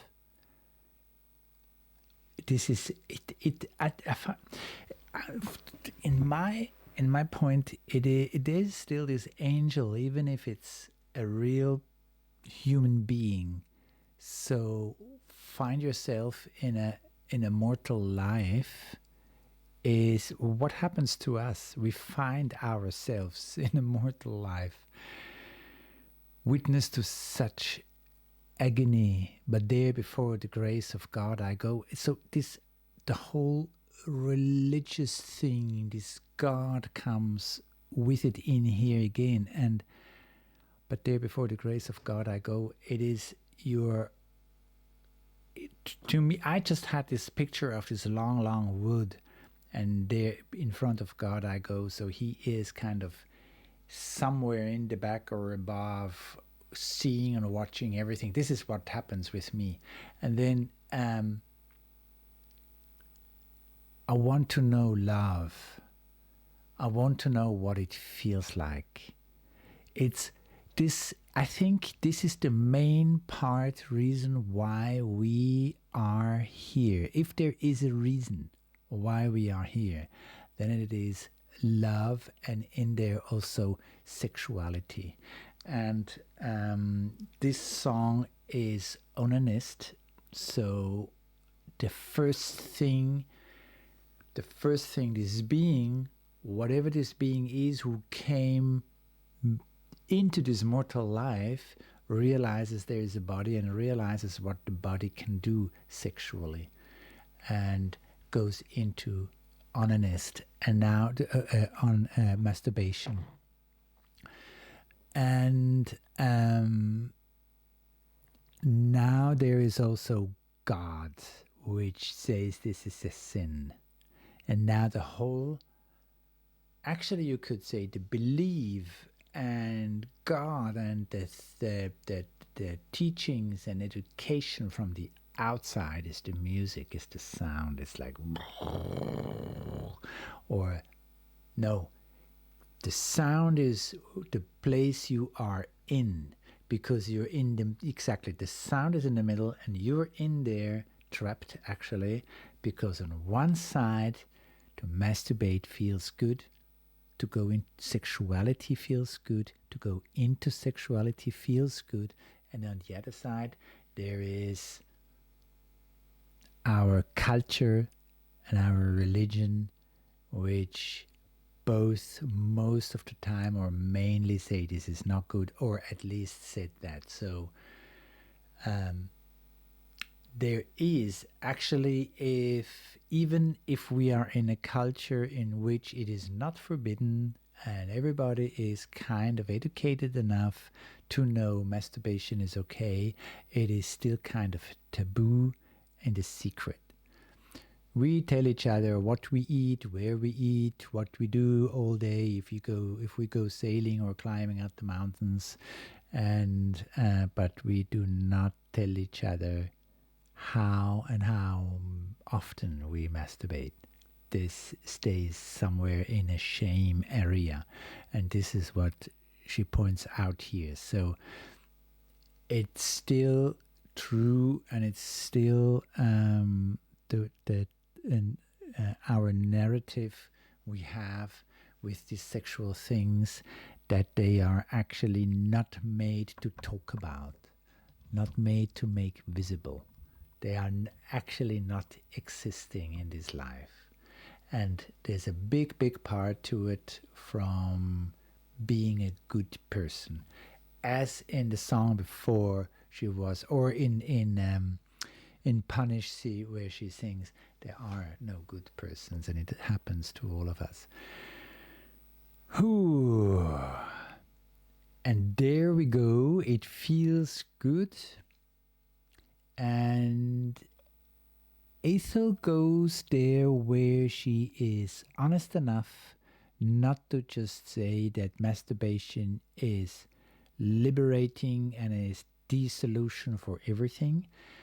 This repeating, it feels good, what became like a mantra she sings to herself, kind of convincing herself it feels good. And also it's because of this repetition, it kind of lost energy, and it kind of, to me, it's like after a while, when you're not really with enough consciousness in love with yourself and you just go for the relief of masturbation, then it comes also to a point in which it gets empty.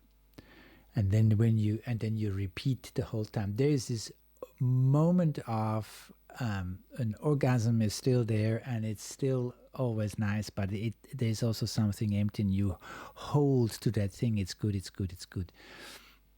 While the other energies also pull and push on you. So it is not, if you cannot enter this masturbation, if you not can enter love as it is, and especially love to yourself, when you cannot enter it with your peace, with your full consciousness, and there's nothing to hide and nothing to be ashamed of, when you can do that, then you keep it on a very high quality level. If you can't keep that up, and there's always this hiding secret taboo thing in it, then it can slip to the dark side. So masturbation has a very light side, and it's good to masturbate. It's totally important to keep your sexual energies flowing, and it also can have a dark side, as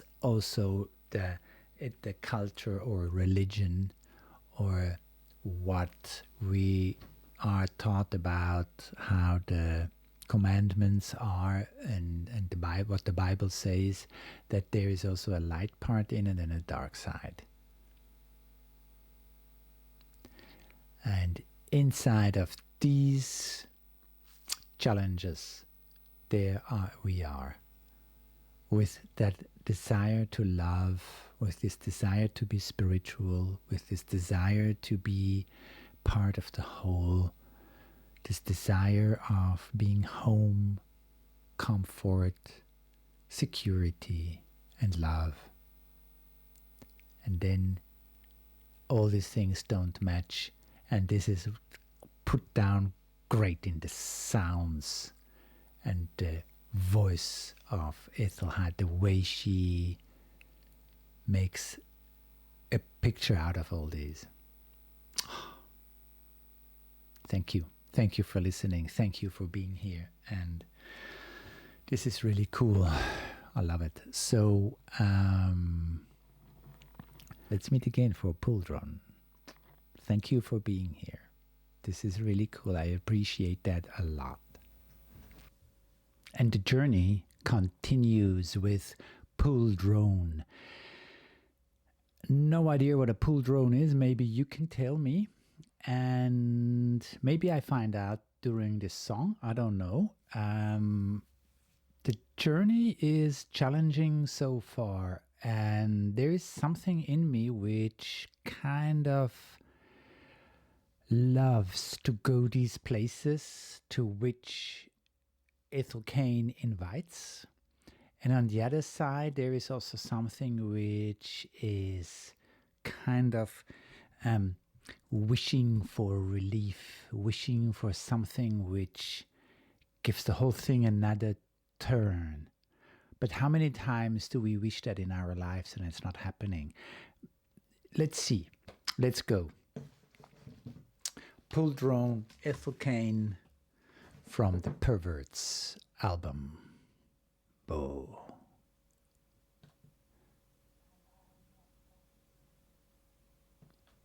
That wasn't the start. I go to the start.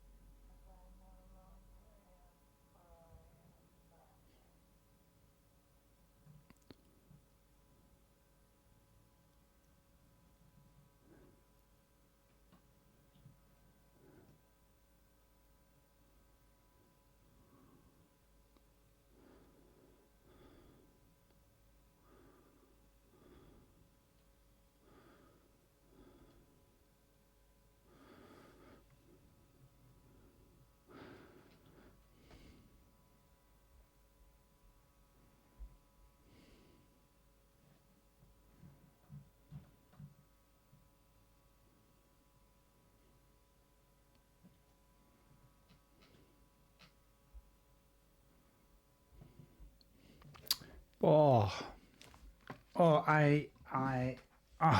this is so, it pulls me so deeply into her lyrics and what she said, and I just tried to really concentrate on what she's saying, what is there, and now the music, and then during this development she's describing in words in her lyrics, during that the music starts to become more and more and more uncomfortable, and there was this beautiful swing in these lyrics, in what it says, in this development from apathy up to this waking up.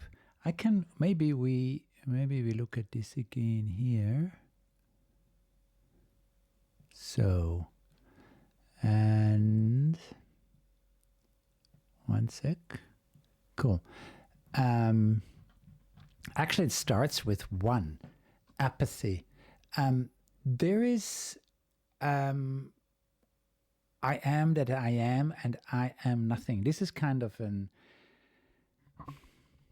actually it's at the same time a deeper wisdom, but also something which takes away any motivation or any energy from you, because I am nothing. So there is a fulfillment in it, and at the same time emptiness.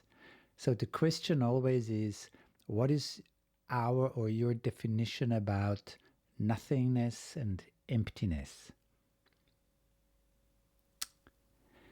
And then comes the disruption. And there is, this would kind of also, it stays with it, that one is apathy, there's nothing happening. That can be beautiful because it's like all quiet and smooth, or it's dead. What is not moving, what is quiet, what is dead. And then too comes this disruption. There goes a great shudder through the muscle, a shimmering of bells through the mist. Oh, beautiful. Something disrupting this nothingness, somehow waking up. And then 3, curiosity. Something happened. It's probably coming also from the outside, maybe also from the inside. Doesn't matter. It wakes up curiosity, and curiosity is one of the most beautiful energies we can have, to become curious what life is, to become curious about ourselves and everything which surrounds us. That's actually nice. It's cool. 3. And then one quick moment to crane the neck.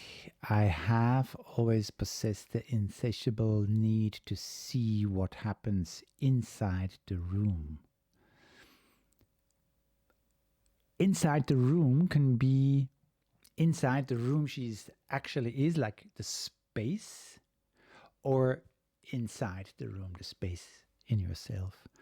4, assimilation. Low wellspring of knowledge, of feeling, of sensation, beauty overwhelming. I will dislocate my jaw to fit it all in. This is becoming one actually with what is there, and to realize how much there is and how beautiful there is, and to finally to make a connection. This is actually already the other side of apathy. Curiosity, to go out there, to feeling of sensation, beauty, overwhelming. I will dislocate my jaw to fit all in. This is a very strong life energy in there. I think it's beautiful. And here, at this point, I think that was 4, then comes 5. aggrandization.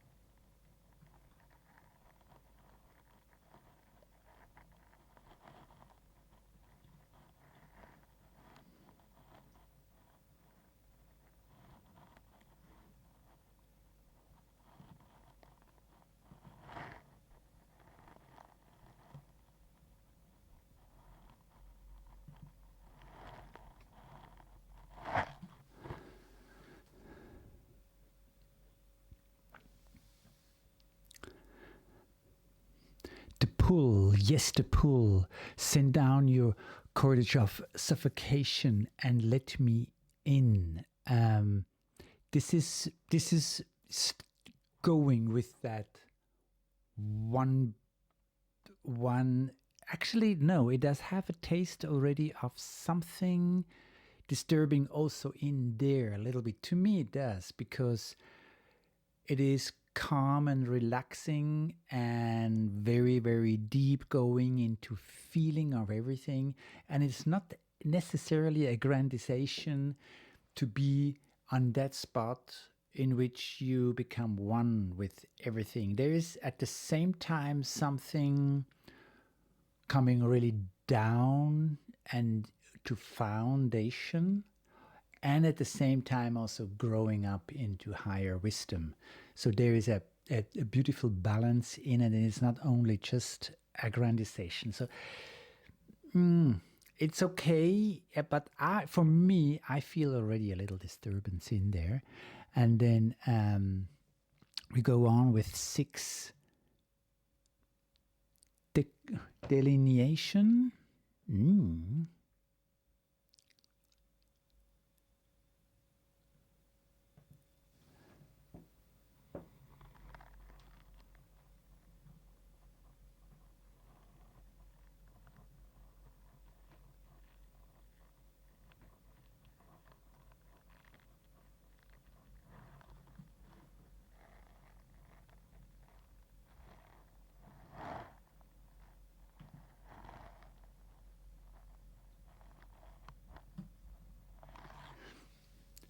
I want to know what God knows, and I will be with Him. It is kind of like coming or realizing in all this beautiful development which is happening here. It is an enlightenment development. It is an very divine, very sacred, very holy enlightenment description. What you can experience on that path. And then in the end, or not in the end, not yet in the end, you want to do this one last step, because there is, if you put it the way she does it here, there is the big creator who did everything. And you can, maybe the highest you can get is to see and realize what really is, but you are still not the creator. So there is a delincation. There is, we are not the same, but she wants to be the same. So I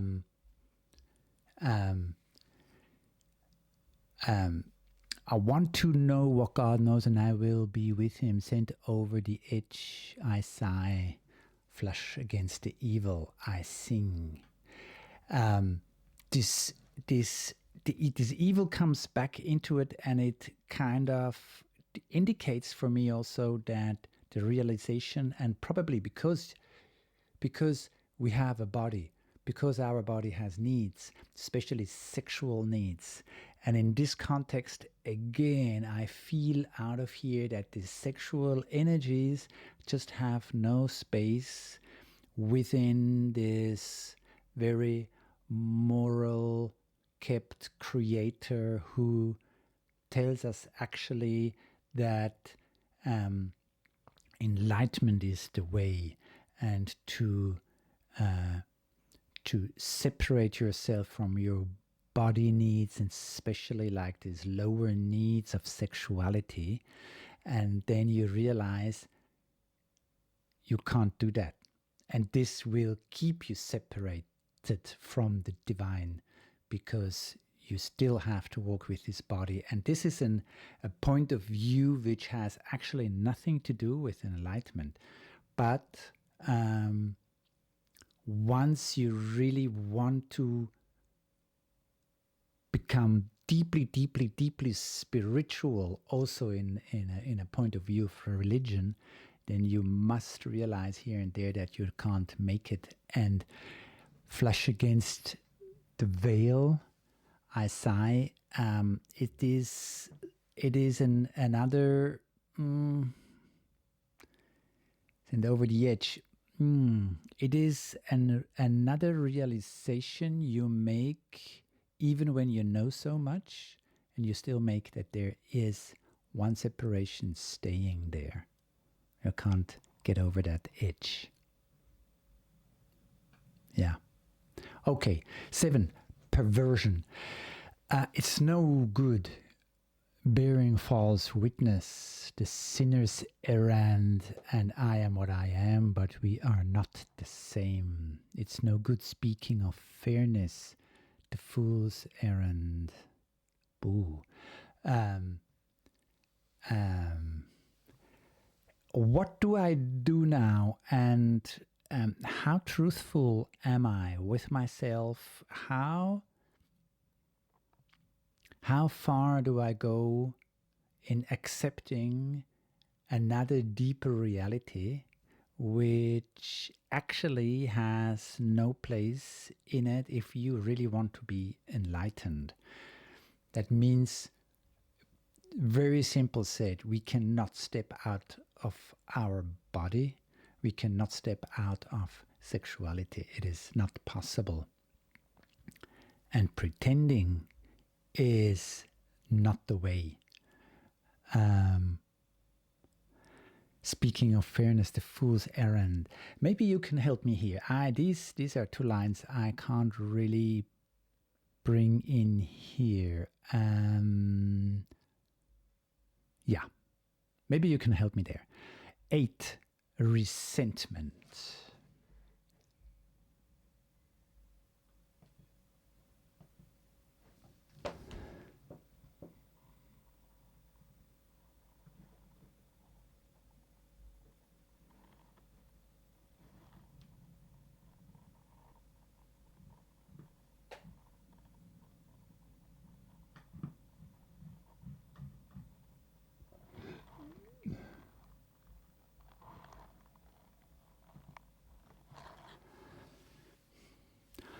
Are these laurels to be proud of? Let me tell you how much I've come to hate you since I began to live. Hate. Once you're there and you realize that there are hard boundaries you cannot get over, even while this invitation of a creator or of the divine is constantly here, which invites you to go there, to go there and sacrifice a lot of things for it. And then you realize whatever you sacrifice, you will never get there. So it turns into hate first, in anger, and then maybe even into hate, because you feel like scammed, you feel like abused, and you feel like lied to. This is so much deeply in this development of want to become a perfect human being, want to become a very spiritual being, want to become pure. When you go on that path, and you can have your bliss moments with all these things, but you always will again have these moments in which you totally feel the separation, and you feel totally you cannot sacrifice enough.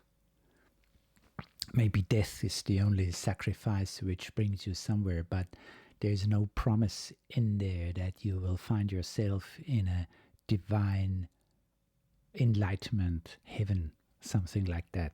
So we are actually stuck in this, all these forces coming in of spirituality, of living a life in a body which gives you limits and boundaries.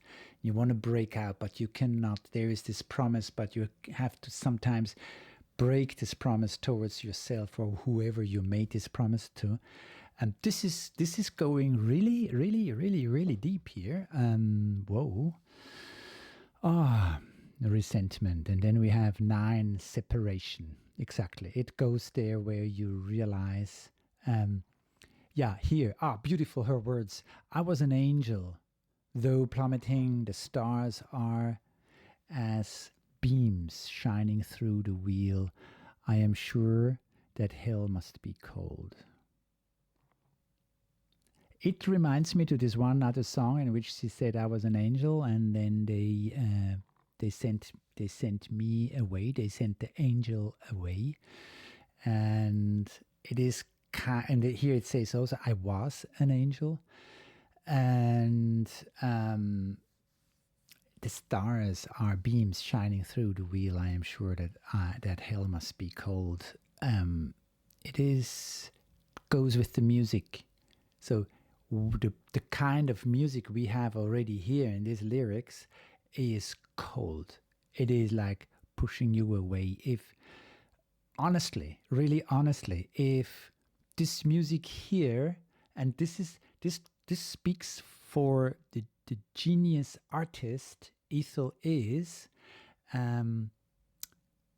that if I imagine hell is that tone, I come to when they're in hell, you get there is nothing, only this tone. Whoa, then I don't want to go there. Definitely not. I have already difficulties to go with that sound here, but I will definitely finish this song because I'm not going to shorten or cut any artwork there is in this world. Good. Separation. 10, degradation. Back. Nature chews on me. If there is one line which explains this whole conflict between enlightenment and bliss and how do you call it also, like when you really leave this material world and you start to live and feel with the energies and you're transcending into wherever, and you the more you get away, the more nature will chew on you, the more nature will bring you back. And especially also sexuality will be there. I mean, all the other body functions will go on anyway, no matter how much you're connected to universe. There will be thirst and hunger and maybe even diseases, and you need to go to the toilet and all these things. I know some people tried to explain to me that they even also gave away all these things. I don't have a proof for that. I'm just talking for like common people here. So, and most common people I know, they are connected to their body in a way in which their body really also has an impact on their life. And sexuality is in there too. And this is how she chews on me. This you cannot get away from. You cannot step out of it. I have, in my age now, I have met so many people, they said, I'm done with sexuality and I'm also done with relationship. The best way for me is to be on my own. That works for a few years, but not in long term. And they do develop this very necessary and important desire for at least touch, intimacy, comfort, with somebody to know I am alive. I am here. This is super important, and I know no one who can live without that. And in the eyes of, or in that way of a religion which closes the eyes to what a body really is, then we have problems. Then we get in a conflict. You know it. You know how these things most of the time work. And then we have 11, annihilation. Annihilation.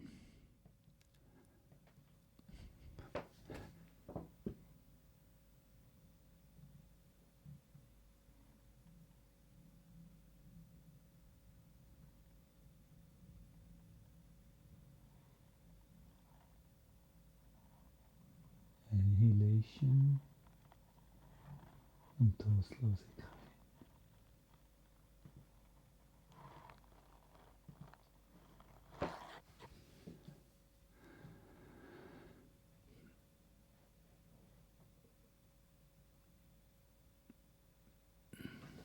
This agony, such is the consequence of audience. I will claw my way back to the great dark, and we will not speak of this place again.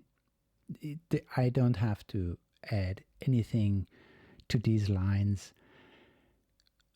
This goes strongly again, direction apathy, in which something gave up, something has lost motivation, lost energy. Also on the reason that to have or developed that wisdom that you cannot be how can I say that that you cannot be really connected 100% and constantly 24/7 to everything there is. You cannot, there is no enlightenment in this sense. There is none. And even enlightened people told me that they are not enlightened 24/7. And yeah, so this agony, I will claw my way back to the great dark. The great dark. It is a good place also to know where you belong.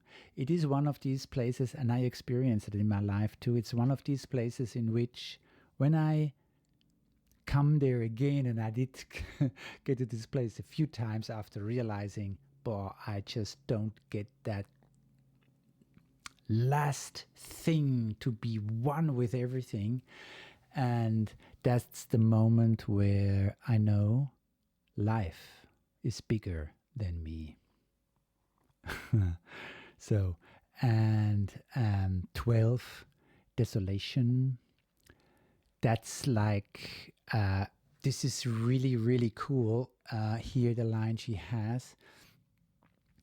It is really the last step, and it's the next step again would be apathy, and the whole circle would start to roll again, because this is also a very nice metaphor, the whole thing a metaphor for a process where you start on a 0 point and then it starts to disturb, things are moving, it's really disturbing your life. For example, if some theme or trauma comes up and really starts to disturb your life, then you need to do something, and the curiosity comes up of how can I help myself, how can I heal, where can I go, who can help me. And then you go out there and you start to work and work and work, and you will gain wisdom. This here is also gaining wisdom, but the big wisdom here is that you come back again and again to your old place, but it is not exactly the old place. It's like a spiral going up.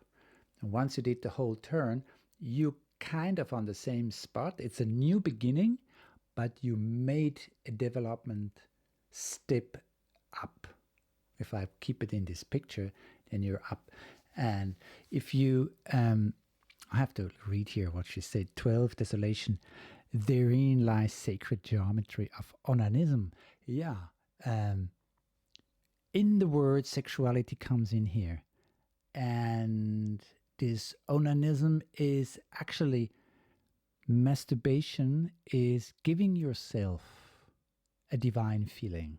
This is an orgasm is a divine feeling. An orgasm is on the spot, just in our bodies already, any time to call and a taste of bliss, a taste of being one with the world during the orgasm. I don't know anyone who can think of paying taxes or where is my car parked during orgasm.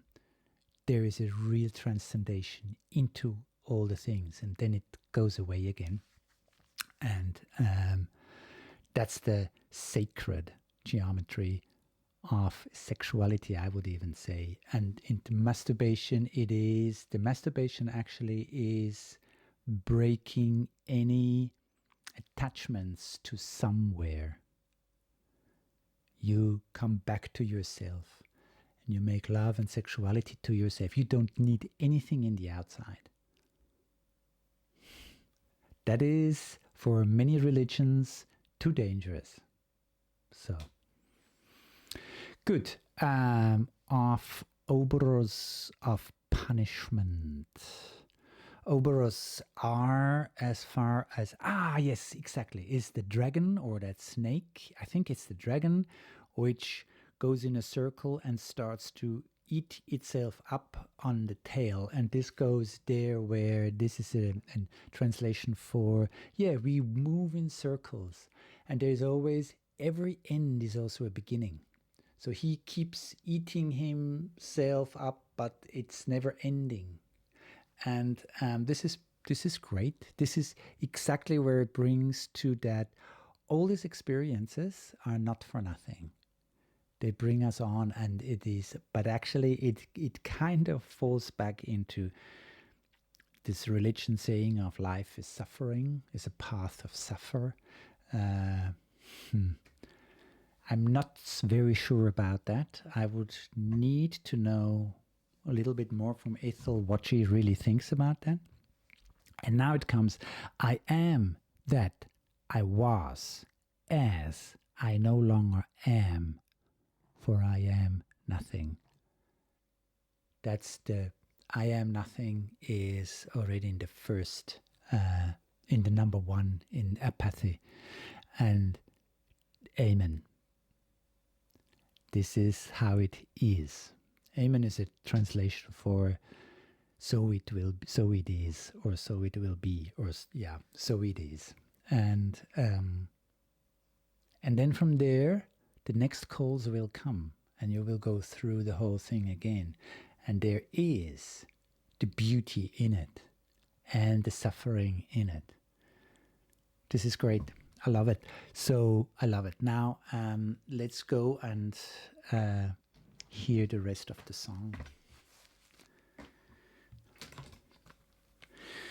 Who? I am, yeah. Okay, let's go. It is artwork, and I love it. Definitely.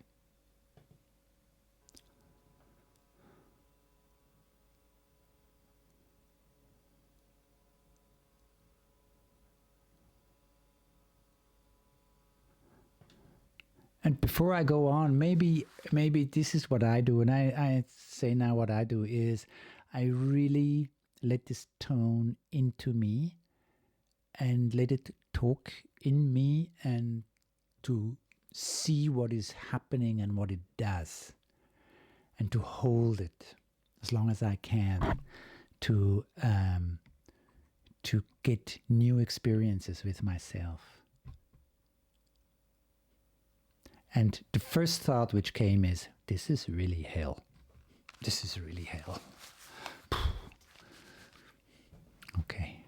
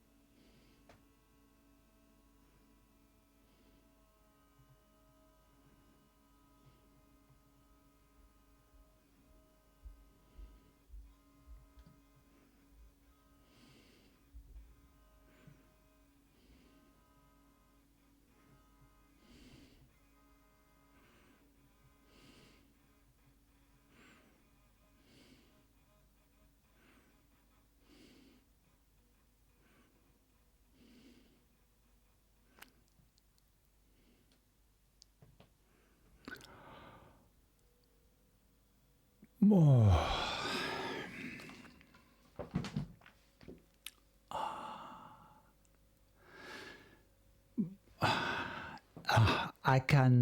It would take an hour to tell you now what I experienced during this time, just listening, and through all the worlds and feelings and emotions I went through just with that. And there are many things. One thing I want to point out is suddenly I realized it's a violin. The sound, this disturbing sound, comes from a violin, and something changed because suddenly I saw a person and this violin. I had a picture to this tone, and there I could see the suffering and crying in this tone. So it was not anymore something aggressive, which is here to annoy me, but it became suddenly a pain, this pain in that tone, and that touched me, and that took me with it, and then in the background, like also playing around, there was suddenly this very spheric, beautiful music, this flowing of music, really nice and beautiful, and that tone in it, and I felt like so wanted to go to this harmony thing, and I wished so bad that this would come stronger and stronger and stronger, and this violin would disappear, even though that I felt also that this violin belongs to it, because it made the whole picture really round. And this what really, really touched me. It kept me from drifting away, and it kept me from totally enjoy, but there was still, I don't know why, a comforting feeling in it, and I felt held. I don't know. I wonder what you feel in this part of the song and where it takes you. And maybe you give it here and there in a comment. I am excited and I can't wait to go on. This is great. I love it. I love it. What a journey that was. Boy. Okay, we go on with Etienne next song.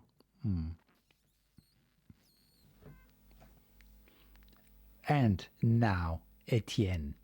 I can't wait for this one. I'm so excited to do all these journeys with Ethel and through Ethel, and to have you all here with me. This is really cool. This is really great. Yes, no more longer waiting around here. Get my headphones, and we start. Etienne from the album Perverts from Ethel Cain. Here we go.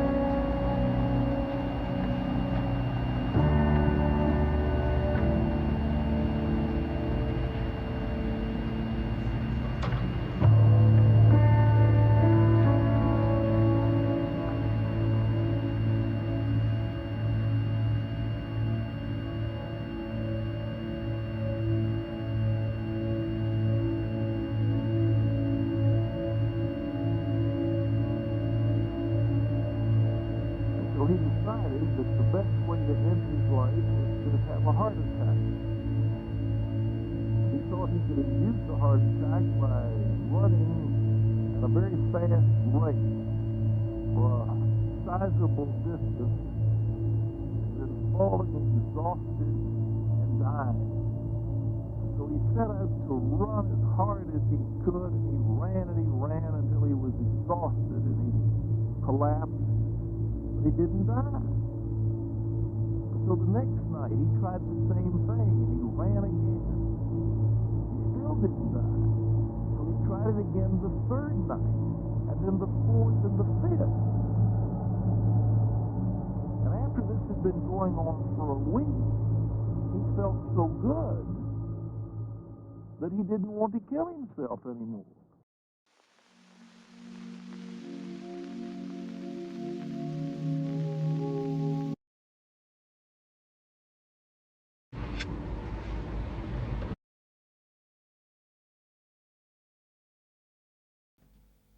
Whoa. Whoa. This is not very often that I go through a whole song and I don't pause in the middle, because I honestly, I was expecting that the lyrics would come in at one point, and I didn't want to miss it. I actually wanted to wait for the lyrics, and the lyrics came all at the end. And in the song before, in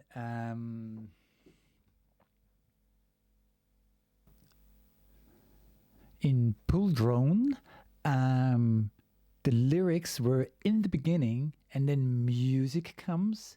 So it goes into this song, and it is instrumental again, and the lyrics are at the end. So these two songs kind of go for me together. And also the sound which was there in the middle, at the end from Pulldrone and here from Etienne, goes together, and it was, to me, it took me right away again on a journey. And saying that, I just so wonder, so what kind of journeys you make. I am like, I feel like I would love to exchange with others what's happening with them, because to me it opens a door into life with this background sounds which remind me there is life. There's something rolling, and it can be positive or negative. It is kind of like something which says there are forces around you. You're not alone. It can scare, or it can comfort wherever we are. And the music also, and this piano, so beautiful. It was like, in the beginning I thought, ooh, this is a difficult one again, and then I smoothed it in, and I felt like solace and hope and healing, and especially hope. And then into that one comes into these sounds of how life really is, comes this the lyrics, the words, and the words are just like perfect. It is like what I feel when I also listen to the music. Sometimes I want to escape. How many times do we want to escape? How many times do we want to escape from our feelings, from situations, or even from life? Like, I guess it is Etienne, who tries to kill himself by running until he has a heart attack. And we know it. We can't run from our problems. We can't run from our life. And not really. And of course we can kill ourselves, and then whatever is there, then we are dead, or we are in heaven, or we come back on earth again, and we are confronted again with the same lessons and the same challenges. And but what many times happens is, when we go there, actually this is also a challenge for life. When you say, I put my life on the table, I'm going to run until I get a heart attack. And And through that, because you let go, a deep let go, and he's doing it in running, it can lead you straight back into life. So he started to feel his body again. He started to feel his breath, his legs, his muscles, the movement, the wind in the hair, probably, sweat, heat in the body, and then this desire to have this heart attack, and it's not coming, but he feels his heart pumping through life, through running, and this changed him. And in the end, he didn't want to kill himself anymore. He felt so good. And it also goes, it is kind of like also, if you want to get to a higher state of something, in depression, apathy, in hopelessness, you get the ideas of killing yourself, because what do you want here? What is it?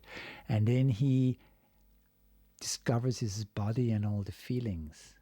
So this is this running is the disturbance, which brings him to, I can't say it differently, into a body enlightenment. To me, in the end, it's the body, especially of these two songs. You can't escape your body. Why? Your body is a beautiful, beautiful thing. Keep it out of the conflict with all moral, cultural, social, religious things. Keep it out and stay connected to your body. This is really important. And I love it, because I'm so happy that Ethel goes there where this has this really strong beam of hope. Return to yourself. Come back to yourself. This is beautiful. And the way this person also says it, I'm not sure if it's Ethel's voice. Maybe it is, I don't know. But I could hear the surprise in the voice, how he said, yeah, and then he ran and for a week and he just didn't die. And suddenly he feels good. If this is not life, I don't know what else life could be. Thank you. And we go on. Next one. I'm not sure. I think it's Thatorchia. I think it is. Yes. Cool. We go on with this amazing journey. Thatorchia. Yes, I was too curious and I had to go and Google that word, and because I thought it has a special meaning, but it's an invention from Ethel, and there are no lyrics. That's why I went at least for the title. The title seems to be the only lyrics to this song, and if you can say so. And yeah, an interpretation I found was that comes from Thanatos, the Greek god of death, and orchis are testicles, and death and testicles. So this is kind of like matching this this album. But I can't tell you why.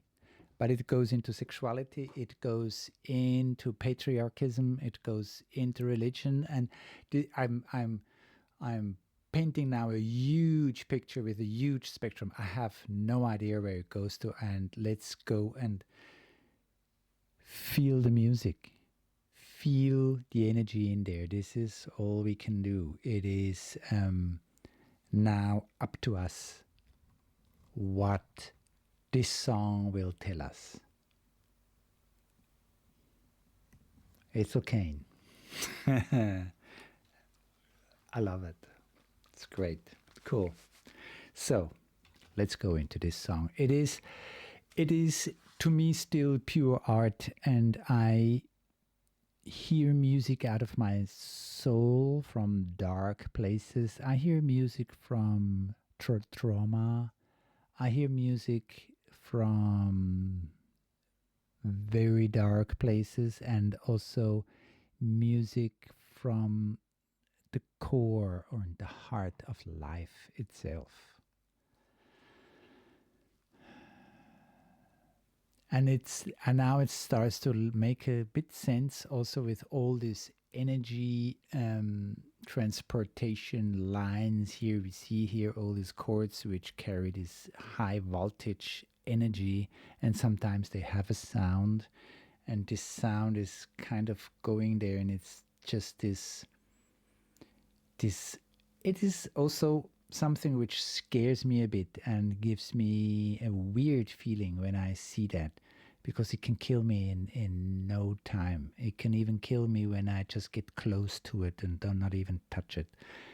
And this just goes through the air and is so important to the whole thing. It is, yeah, these are my interpretations. Now let's go into this song. Already.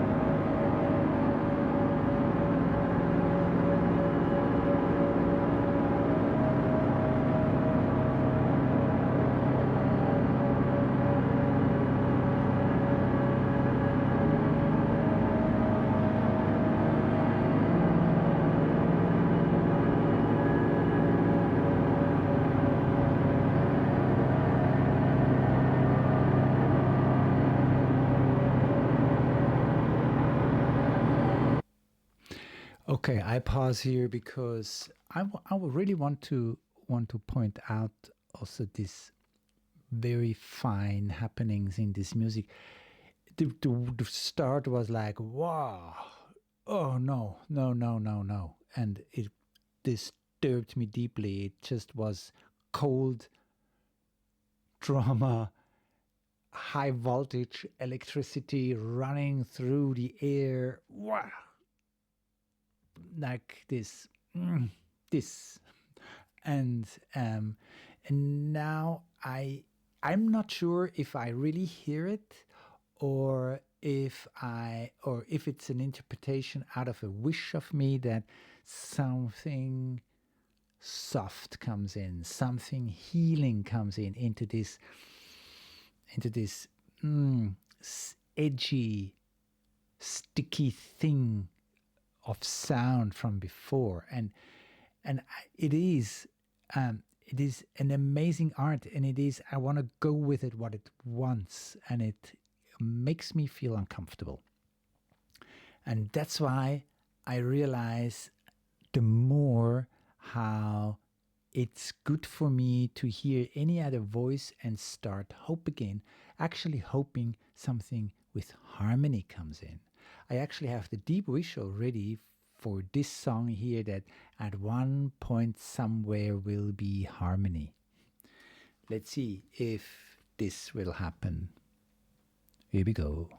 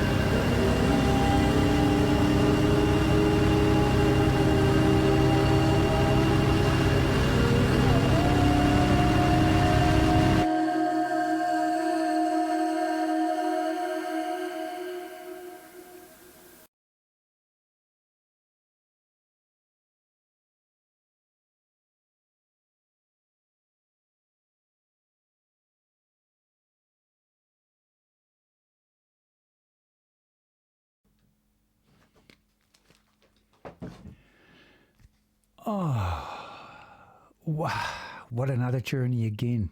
And this silence in the end. Beautiful. That space there without any more music and or sounds. And there is a slight change.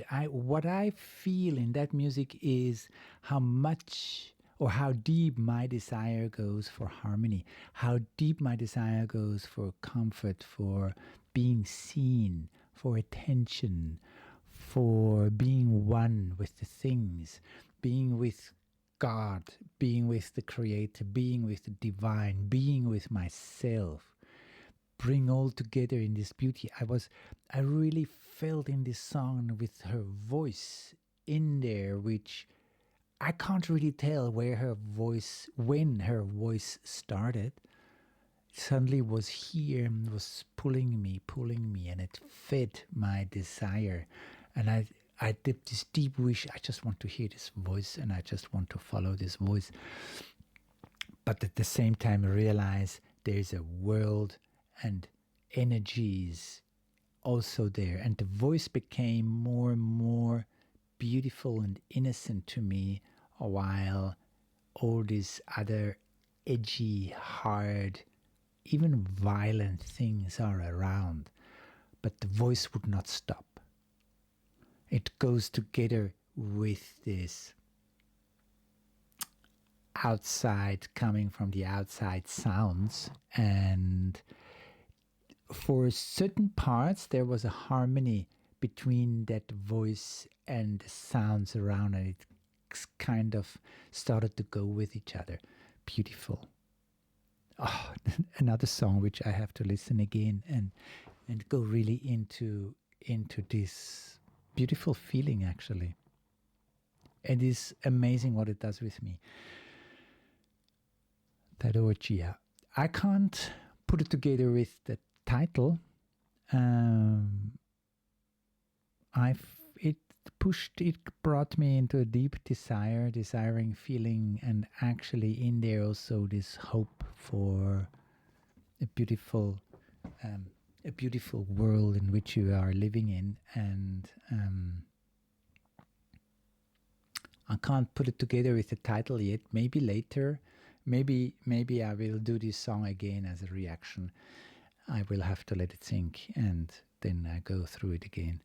Cool. Thank you for being here. And we go now to Amber Waves, the last song from this beautiful album.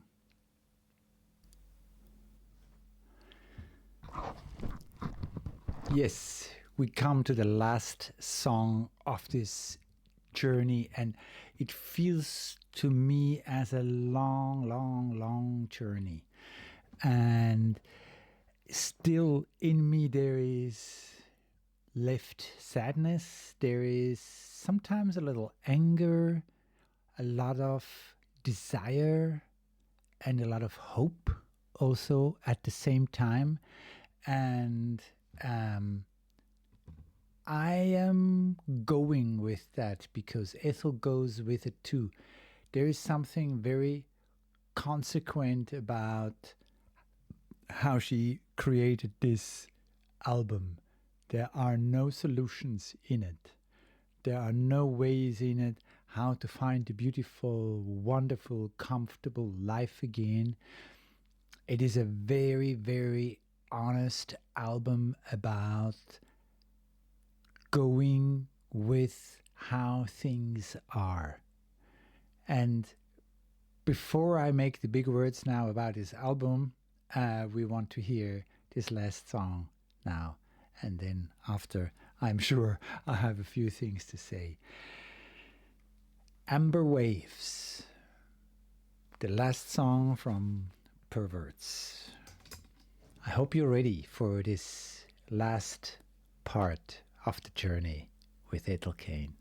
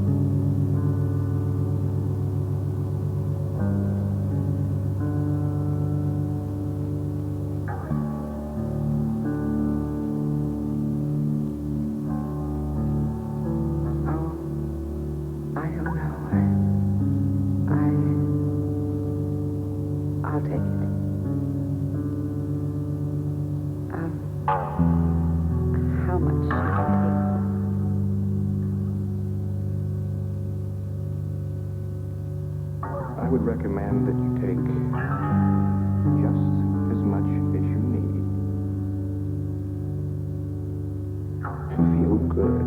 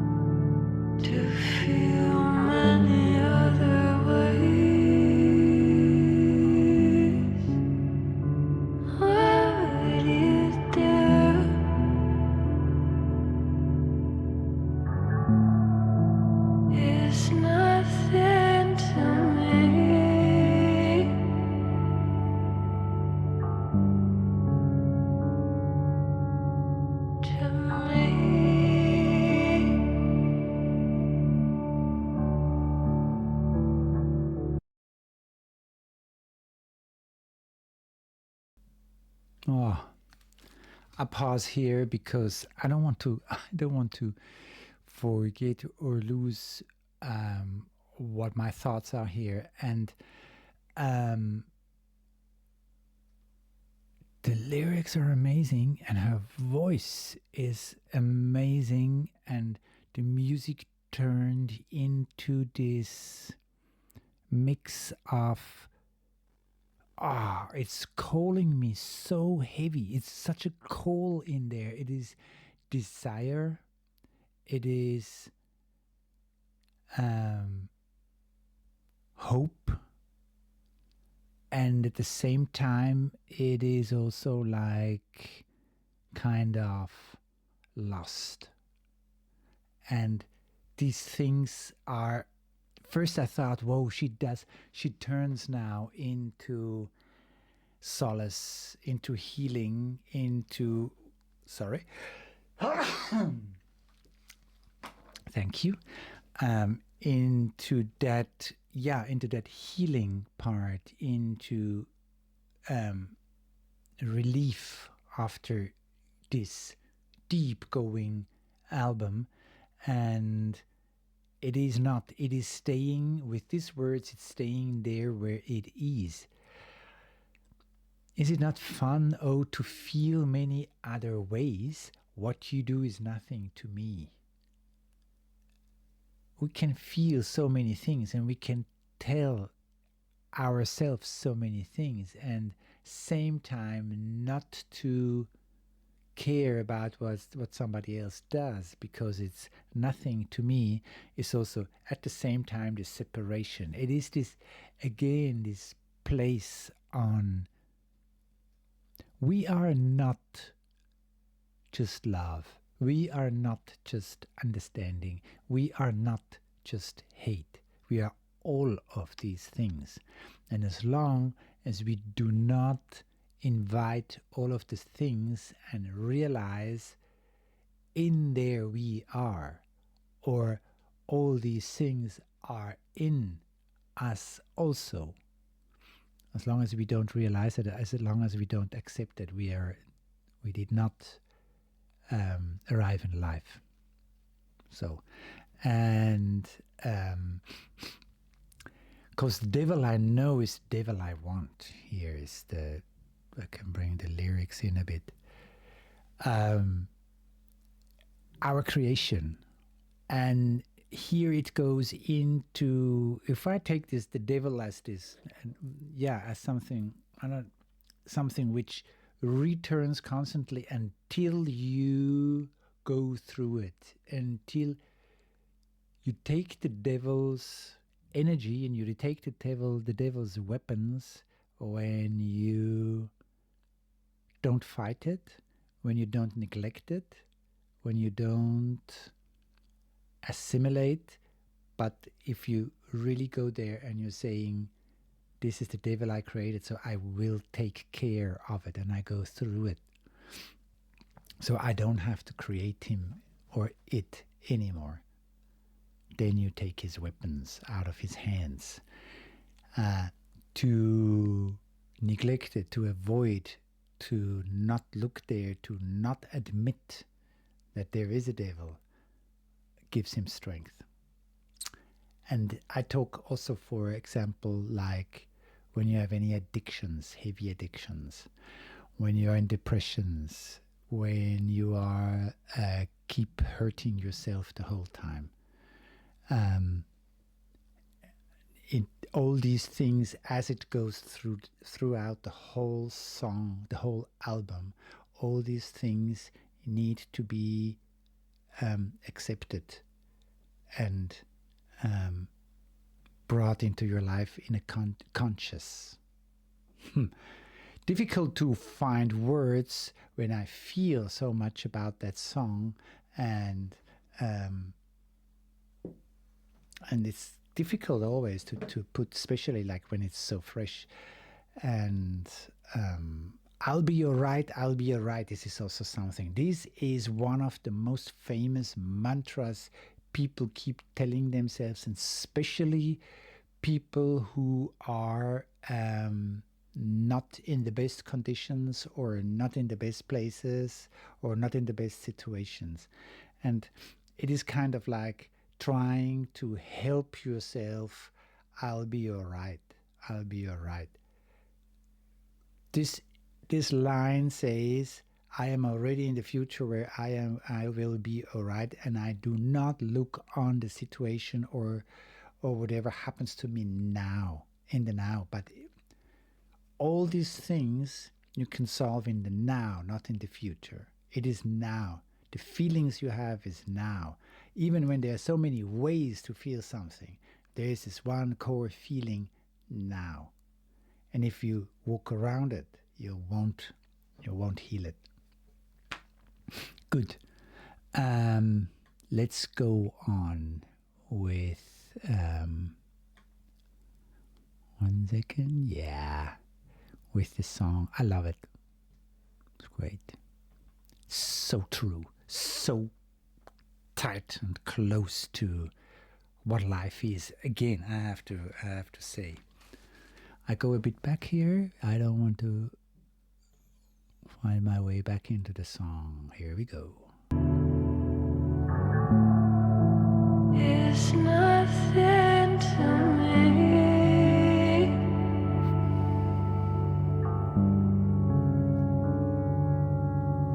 To me.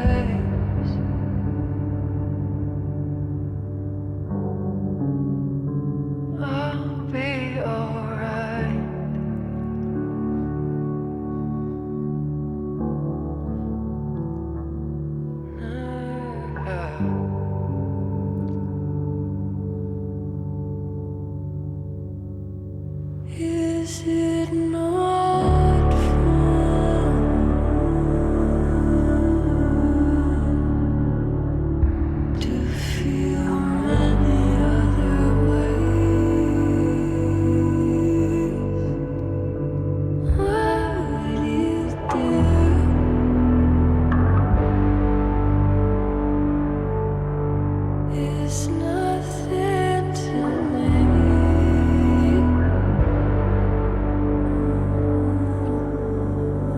Is it not fun?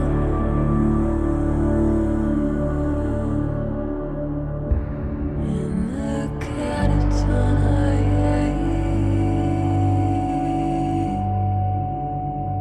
maybe it's true.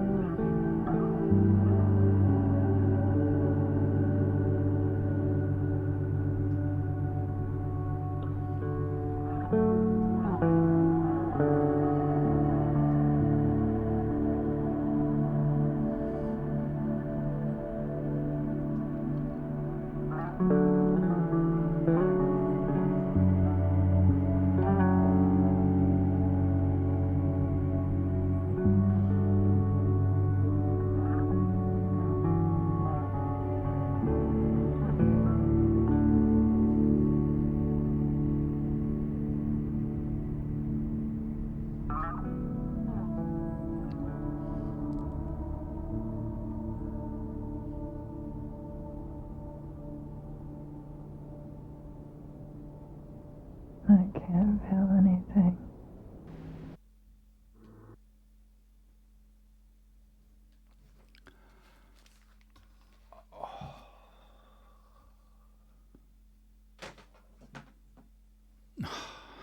It just pulled me away, and I totally slipped into some worlds inside of me, outside of me,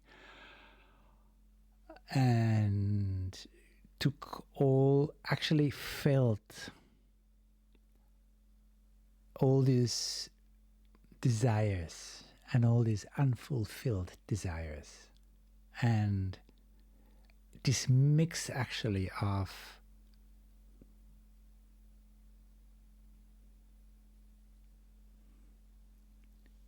it's really difficult to say, this empty space in which there is so much to feel and not really figuring out what. And it is also like a drug. It is also like somehow with this line stays, the devil I know is the devil I want. And there I realized that to me this goes into an addiction, for example. The devil as the alcohol as the devil. And this is the one you want. So it becomes this part which keeps you from reaching fulfillment. And there is this desire to enter that world in which, like, when you're drunk, everything is totally different and all good, but it has another taste in it which does not, there's no healing in it and no solace, no relief in it. Just for the moment, it makes you feel good. So many ways to feel, and I can put it easy also to her.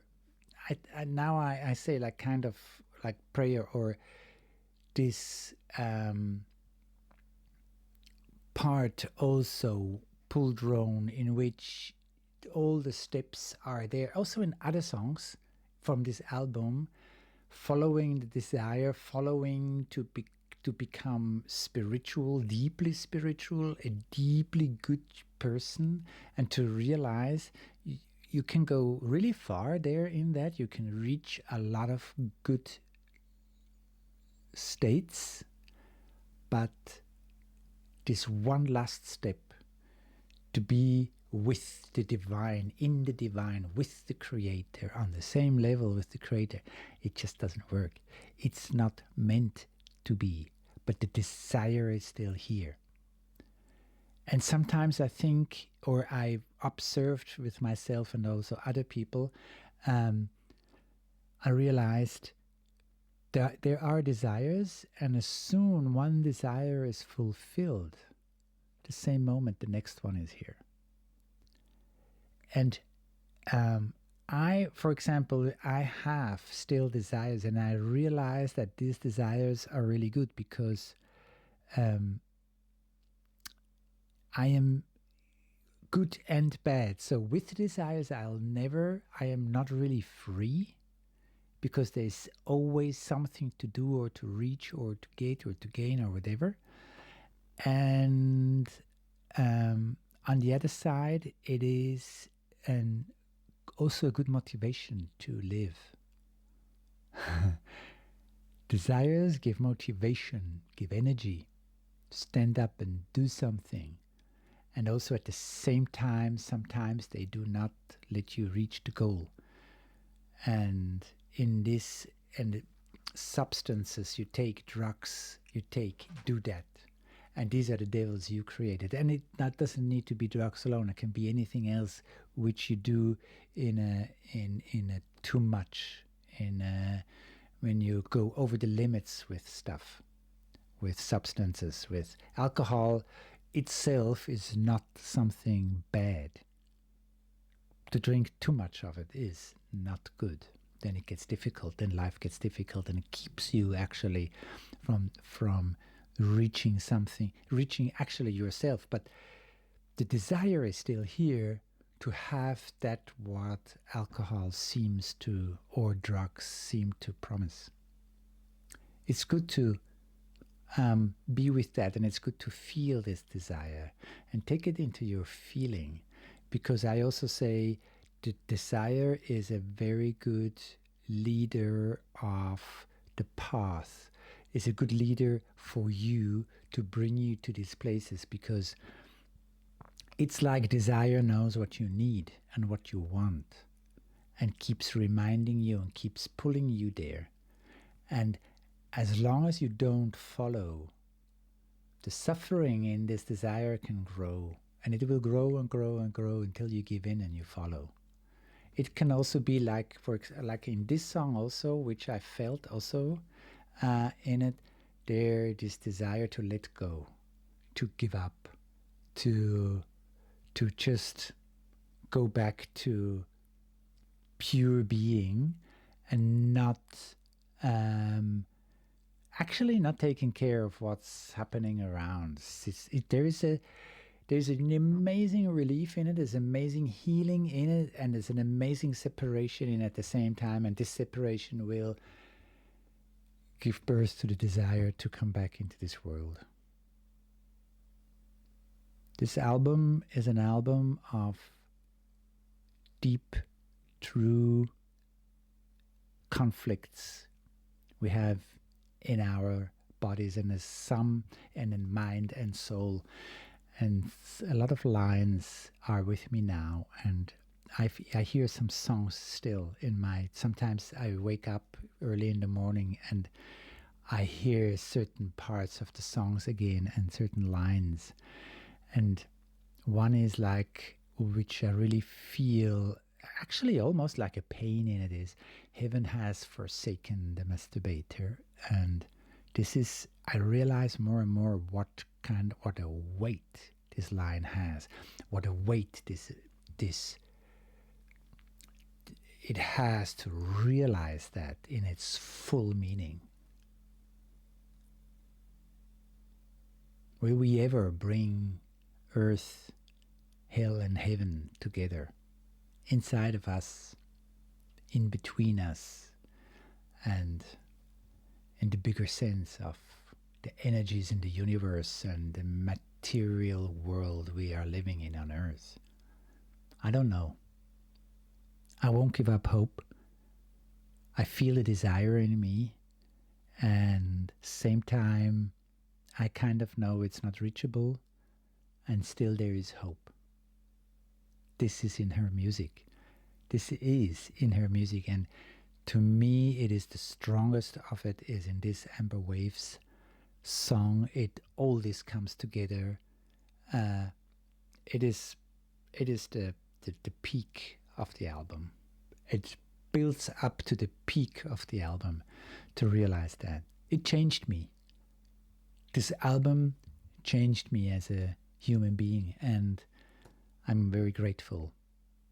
I listened to this album, I'm very grateful I'm able to do this reaction, and I'm very, very grateful to share it with you and to see your comments, and yeah, share whatever you think, share whatever you feel. Thank you so much for being here.